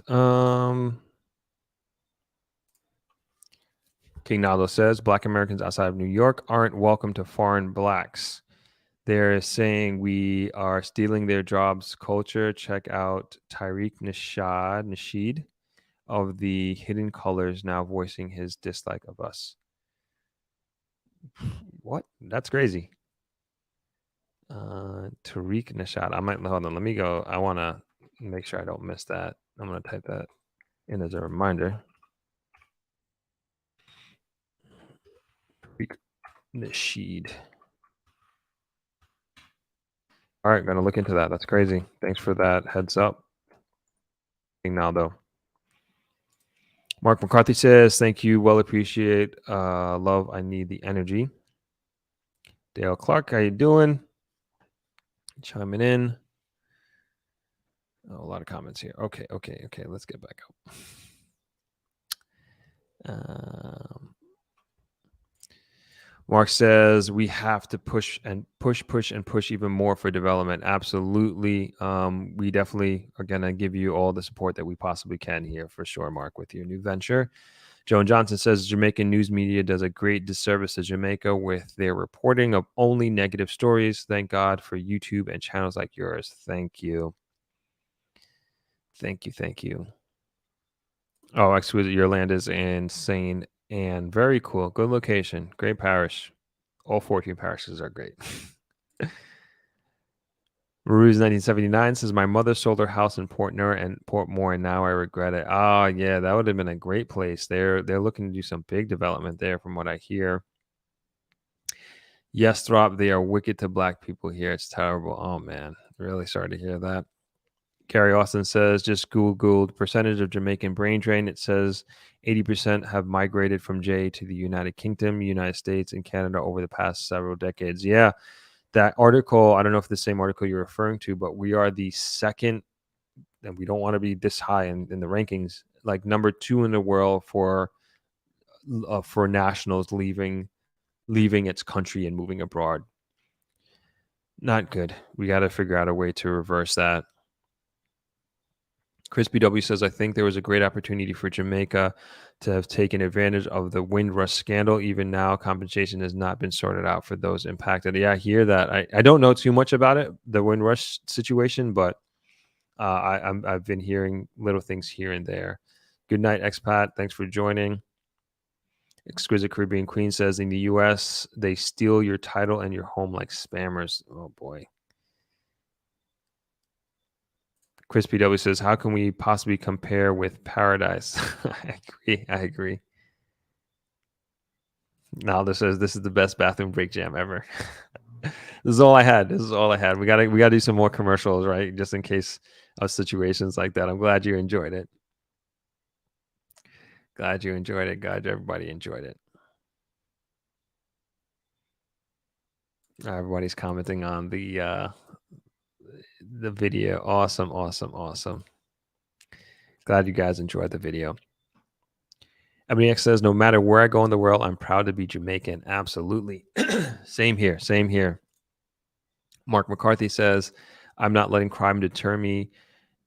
Not at all. I am a born Jamaican and going home to help my fellow citizens. Of course, the dual citizenship check. Yeah, good to have both. Definitely good to have both. Every time the plane lands, nothing beats that feeling. I know. And when you actually get out the AC and get off the plane, I miss the days when you used to get off the tarmac, remember? And you know that that humidity just hits you coming right off the plane. You're just like, and then the breeze coming off the Caribbean Sea, and you're just like, I'm home, I'm here, and you just like it's all over you. I know that feeling. I know exactly what you mean. I still get it even now. Jamaica to the world, absolutely. Shane Love says the ocean is so beautiful. Oh, I'm glad you guys enjoy this. I guess I got to do this more, make some more of those videos. I'm glad everybody is enjoying them. Awesome. Michelle Carlton says, I live in Georgia for 20 years and I've never experienced racism. Wow, there you go. Like I said, I grew up in Long Island, and there's handful of times that I've said that I've experienced racism, but I think the Black experience is different for different people in different parts of the country for sure. Soccer Government says, glad so much of you love our people and our country. It's encouraging. Absolutely. Derek Clark says, I agree with you, Mark. Working on my exit plan now to come home permanently. Awesome. Glad to hear that. Just Joy says, can you recommend any legitimate lawyer or real estate agents for someone overseas? Yes. So get my phone here. Real estate agent, I don't know which part of the country are you looking at? So like first and foremost. But my number one person that I recommend is Noel Phillips, and he's in Kingston. So I did my real estate series with him. And so I'm going to put up, this is a podcast that we did, and we were specifically talking about the real estate, the scene, or where Jamaica is from a real estate investment perspective. So this goes into that, and we did I posted 2 more on there about a development in, I forget where's the development, in Vineyard Town in Kingston. And we went through that, and it kind of gives you an idea of I guess I'll throw that up as well. It gives you some perspective about, did I give you the right link there? I hope I did. Let me make sure I got the right one. Yeah, that's the right one. So it gives you some perspective from an investment standpoint on what I think they were. I think the lowest one was 300,000 US, if I'm not mistaken. Maybe no, there was cheaper ones. There was cheaper ones for sure. Let me not speak out of turn. You can take a look at this video. This is the development in Vineyard Town, and it really goes into where your money goes, what you get for it, for an investment of this nature, pre-construction, and all his contact information is there. And great guy, really knows what he's talking about. And then as far as a real estate lawyer, I'm assuming a real estate lawyer that you're looking for, just DeJoy. I always recommend our real estate lawyer here in Westmoreland. She's based out of Sav, Dawn Gray. Excellent lawyer. She's also our lawyer as well, but she specializes in real estate law. So I would highly recommend her. I don't want to put her actually, I could put her office number. I guess that's fine. Let me see. And you can give her a call. She is fantastic, super professional, really knows what she's talking about. She's the one who did the deal with my brother. You can tell her that heard about her from the live chat here, and I'm sure she'd be willing to help you and point you in the right direction if it's not, say, a deal that you want to do here. But I'm sure she could help you with a deal in other parts of the country, because it's paperwork at the end of the day. But she is excellent. So I'm putting her number here, 876-918-3798, and that's her office number. And I didn't want to put her cell number here. Dawn Gray. That's her name, Dawn Gray. That's the attorney. Hope that helps. Exquisite Caribbean Queen says, check out the African Diaspora channel. It's more balanced. We can't believe all we hear and see without a deep dive. Okay, I'll check that out. Cool. Car Black, please avoid Tariq. He is pushing divisive tactics that we don't need to care. Let him keep that toxic mess over there. We are all at the bottom globally as a race, largely due to crab mentality. Agreed. Aline Watt says, Jamaica is not that expensive. The price of homes are comparable to the U.S. Natural home grown food is not expensive.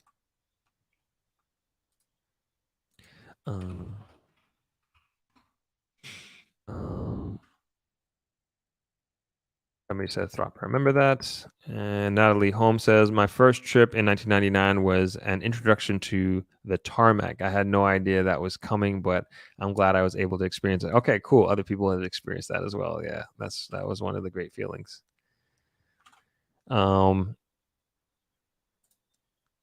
Chelsea Clinton says, nothing supersedes the love for my beautiful country. Awesome. Mark McCarthy says, yes, sir, that was a good inner city development. We need more of that. Jamaica is hot stuff. I have more, and I forgot I had more development videos that I did with Noel. I got to get them out. I have 2 more. I just been backed up doing a lot of things, and I told you about this opportunity that I had in July that I can't wait to tell you all about, but I can't say it yet. So hopefully in the next few weeks and months that I will share the news with you all. But that's what kept me away from putting out this content and putting out the rest of the Kingston videos. But slowly getting back to it. Just as Joy says, thank you for providing the information for the lawyer and real estate agent. No problem. No problem. Anytime. Sherry Young says, and the first smells of the island getting off the plane is wonderful. Yeah, I really do enjoy that. Mark McCarthy says, listen to the entire country is hot for development, and may I say endless of land waiting. Yes. Exquisite Caribbean Queen says, agree with Carl Black. Exactly where global family Tariq is pushing an agenda I don't agree with. Sounds like I don't need to see and hear this Tariq guy, and I should just leave it where it is for the most part. Okay, we got through all the comments. I don't know if anybody has any last minute questions or anything like that. Wow, we almost in another 3 hours. That's crazy. We're almost getting to that point. It doesn't feel like 3 hours. It feels like it just flows. The only thing I had was I had to use a bathroom that kind of really messed me up. But did not expect to be doing 3 hours today. But I really do enjoy this, and I appreciate you all taking the time out for coming and hanging out and being very engaging in the comments. And I just thought it was just a good idea to continue the conversation that we had on Sunday. And I feel like this is going to continue to be a topic at the forefront, so to speak, about the brain drain, and especially as we get back to going to school in September, and the teachers. And we're talking about the teacher shortage right now, but soon we're going to feel it as we get back to school. But I hope and pray that things are smooth and it's not as bad as it's going to be as people are making out to be. But this is definitely a topic that we need to continue to talk about. And also, I also feel, and I said this on Sunday, I also feel that a lot of this, I won't say a lot of this, but there is some responsibility on us, right? And I feel like we have to create the future that we want to see for our country and for Jamaica that we love, whether or not you have an affiliation or not with Jamaica. You can love Jamaica just the same, and you can do a lot for Jamaica. And I think even us having this discussion today and even going through this and you all hanging out, that is also part of the process. There's education, there's understanding. There's a lot of things that I learned in the comments that I didn't know and I didn't understand before sitting down to doing this live stream. But I think just the discourse in itself is assisting in that process. So, pat yourselves on the back in that sense for being a part of this process and being in and engaging in this conversation. And to me, this is the way we move forward. And then hopefully when it comes to executing on things that we talk about, that there is action when that time comes. And for those who are thinking and considering moving to Jamaica, I hope you do eventually pull that trigger, so to speak, and you do come down here and you live here. Mark is setting up his business in Kingston. That's amazing. Again, huge kudos to you.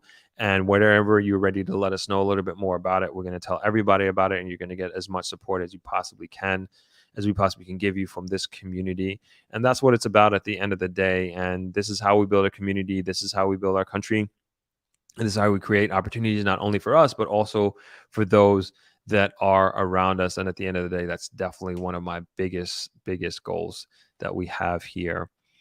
Shayna, I just saw Shayna in the corner of my eye. Don't forget Throp-X. Yep, I don't want to forget that. Remind everybody that if moving to Jamaica or investing in Jamaica is something that you are considering, I am hosting a investment conference in November 10th to November 14th. And it's going to have the likes of all the professions that you would need to move or invest in a country. I haven't confirmed Dawn Gray to be a speaker, but I'm trying to get her. I'm actually going to try to get her on the podcast first and then get her as a speaker. But she's one of the main real estate lawyers that I want to be a part of this conference. And I can't talk highly enough about her because of the great services she's had as a real estate lawyer and as my general counsel here in Jamaica. And I'm talking about pretty much since I moved here. That has been the counsel for the hotel and for my family. And she does an excellent job. She doesn't even know I'm telling you guys this, but I can talk very proudly of her behind her back without her permission. And we're going to have professionals just like her. We're going to have Noel has been confirmed. He is going to be there. He's going to be pretty much the main real estate guy.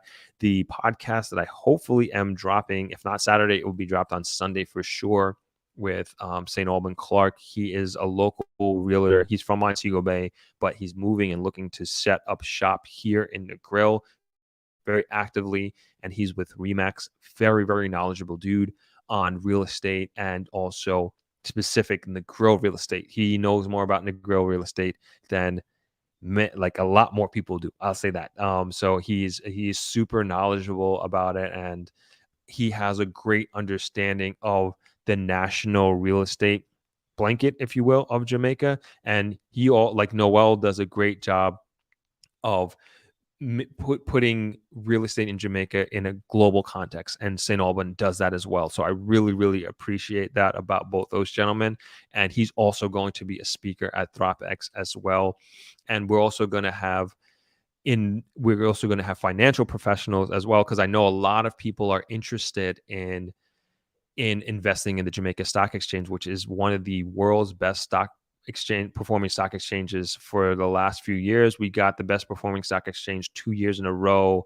I forget what years those were, but nonetheless, Jamaica Stock Exchange has been a very high performing stock exchange globally. And I think it's important for people to understand that you as Jamaicans, you should be getting into this stock exchange, and it's your birthright at the end of the day.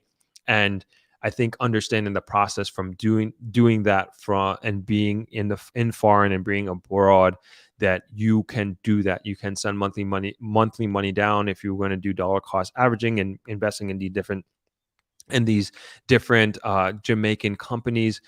There is it's an easy process, and people are doing well investing in Jamaican stocks, and I don't see why you shouldn't either, if that is something that you are interested in. So we'll have financial experts in that regard, and then we'll also have bankers as well, because I think a lot of people want to know and get an understanding about the loan process and the requirements and all that sort of thing. So I think having bankers here is important. And then two more subjects that came up recently that were suggested. One was about farming in Jamaica. So I actually forgot to call my dad. So I hope to get a representative from RADA, and I'm going to ask my dad to give me that representative and try to get them, one, on the podcast, and then two, a representative at the conference as well, because there's just from the comments, a high interest in learning about farming in Jamaica and the business of farming in Jamaica. And so I think it's important to have a representative from that organization. And then the last suggestion that I had, and I'm sure I didn't think of it, but it was by a subscriber who had mentioned the taxes the tax system in Jamaica from the perspective of somebody moving from abroad back to Jamaica, starting a business, that sort of thing. So we will have that perspective here as well. All this is going to be part of Throp-X. So it's broken up into 2 days of panels, which I think is where the real value that you get is like hearing from these experts, hearing from people who've moved from Canada to Jamaica, hearing from people who've moved from America back to Jamaica, hearing from people who moved from UK back to Jamaica, people who have retired here, people who have set up business here, and get their perspective and understanding of their experience in moving here and living here and what their lifestyle is currently like. So these are in a nutshell, these are different people who are going to be there and be speaking. And then, of course, as I mentioned earlier, we're also going to be doing a tour of Negril, of different property that is available, both residential and commercial, so you can have a tangible feel and tangible understanding of what the real estate market is like in Negril specifically, and what the potential is like as well, in terms of hopefully maybe, you or a group of friends, you and a group of friends come together and maybe do a small investment or a small development here in Negril, which is very much needed. So long story short, that's Throp-X. Okay, so that's my plug. Let's wrap up these comments, and we're gonna wrap up this. We got some spam happening here. Wrap up these comments, and we're gonna wrap up this live. We've been going over 3 hours, which has been awesome. So Joe says, I will virtually attend Throp-X, by the way. I sent you a LinkedIn request. Okay, I will check it out. Yeah, so we do have virtual tickets available, $100, and you can view from anywhere in the world. Ebony X, you can. So if you, I'm assuming you're talking about investing in the Jamaica Stock Exchange. So if you watch a video I did with German Vancy, she works for Sagicor Investments. Let me see if I could pull it up for you here real quick. She goes into that process, not in the greatest of detail, but she shows you that it's very possible. And in addition, I would say please contact her directly. I know many subscribers have contacted and reached out to her, and I know she appreciates it. But she's a very genuine person, an authentic person. I think that's why, and you could kind of feel it in her demeanor on the video, and I think that's why a lot of people took to her, because you could really feel that across her video. So take a look at that video, and it also has her contact information there. So if you have specific questions about investing in the Jamaica Stock Exchange from abroad, you can do that. You can WhatsApp her, or you can call her on WhatsApp. Exquisite Caribbean Queen says, is virtual tickets available throughout for this? Yes, it is. As I mentioned, you can do that. $100. You get the whole weekend, everything, access to everything.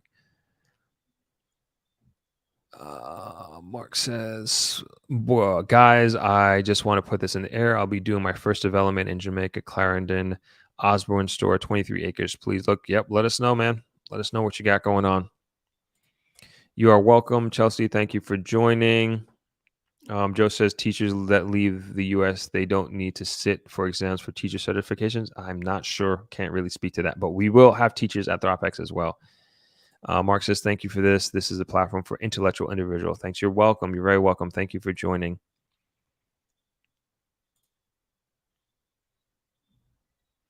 All right. So I think we're going to leave it there. I think we're going to leave it right there. Miss Perfectly Imperfect says, great, can't make it, but we'll definitely take advantage of the virtual option. Awesome. Metho, what's up? Thanks for joining. We're watching the rerun. Okay, we've been here for over 3 hours. It's going to be a long rerun. Cool.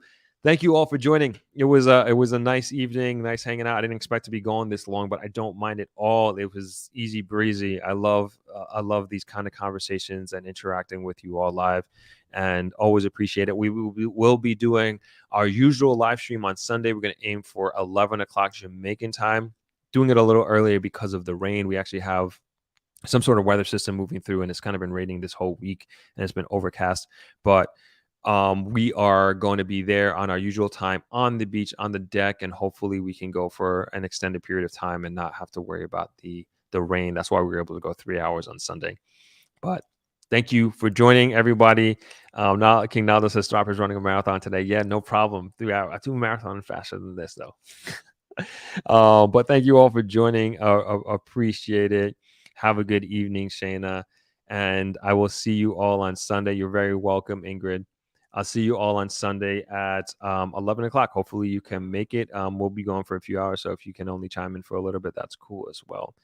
Thanks for joining again. Everybody have a great rest of your evening, and I will see you on Sunday. Peace.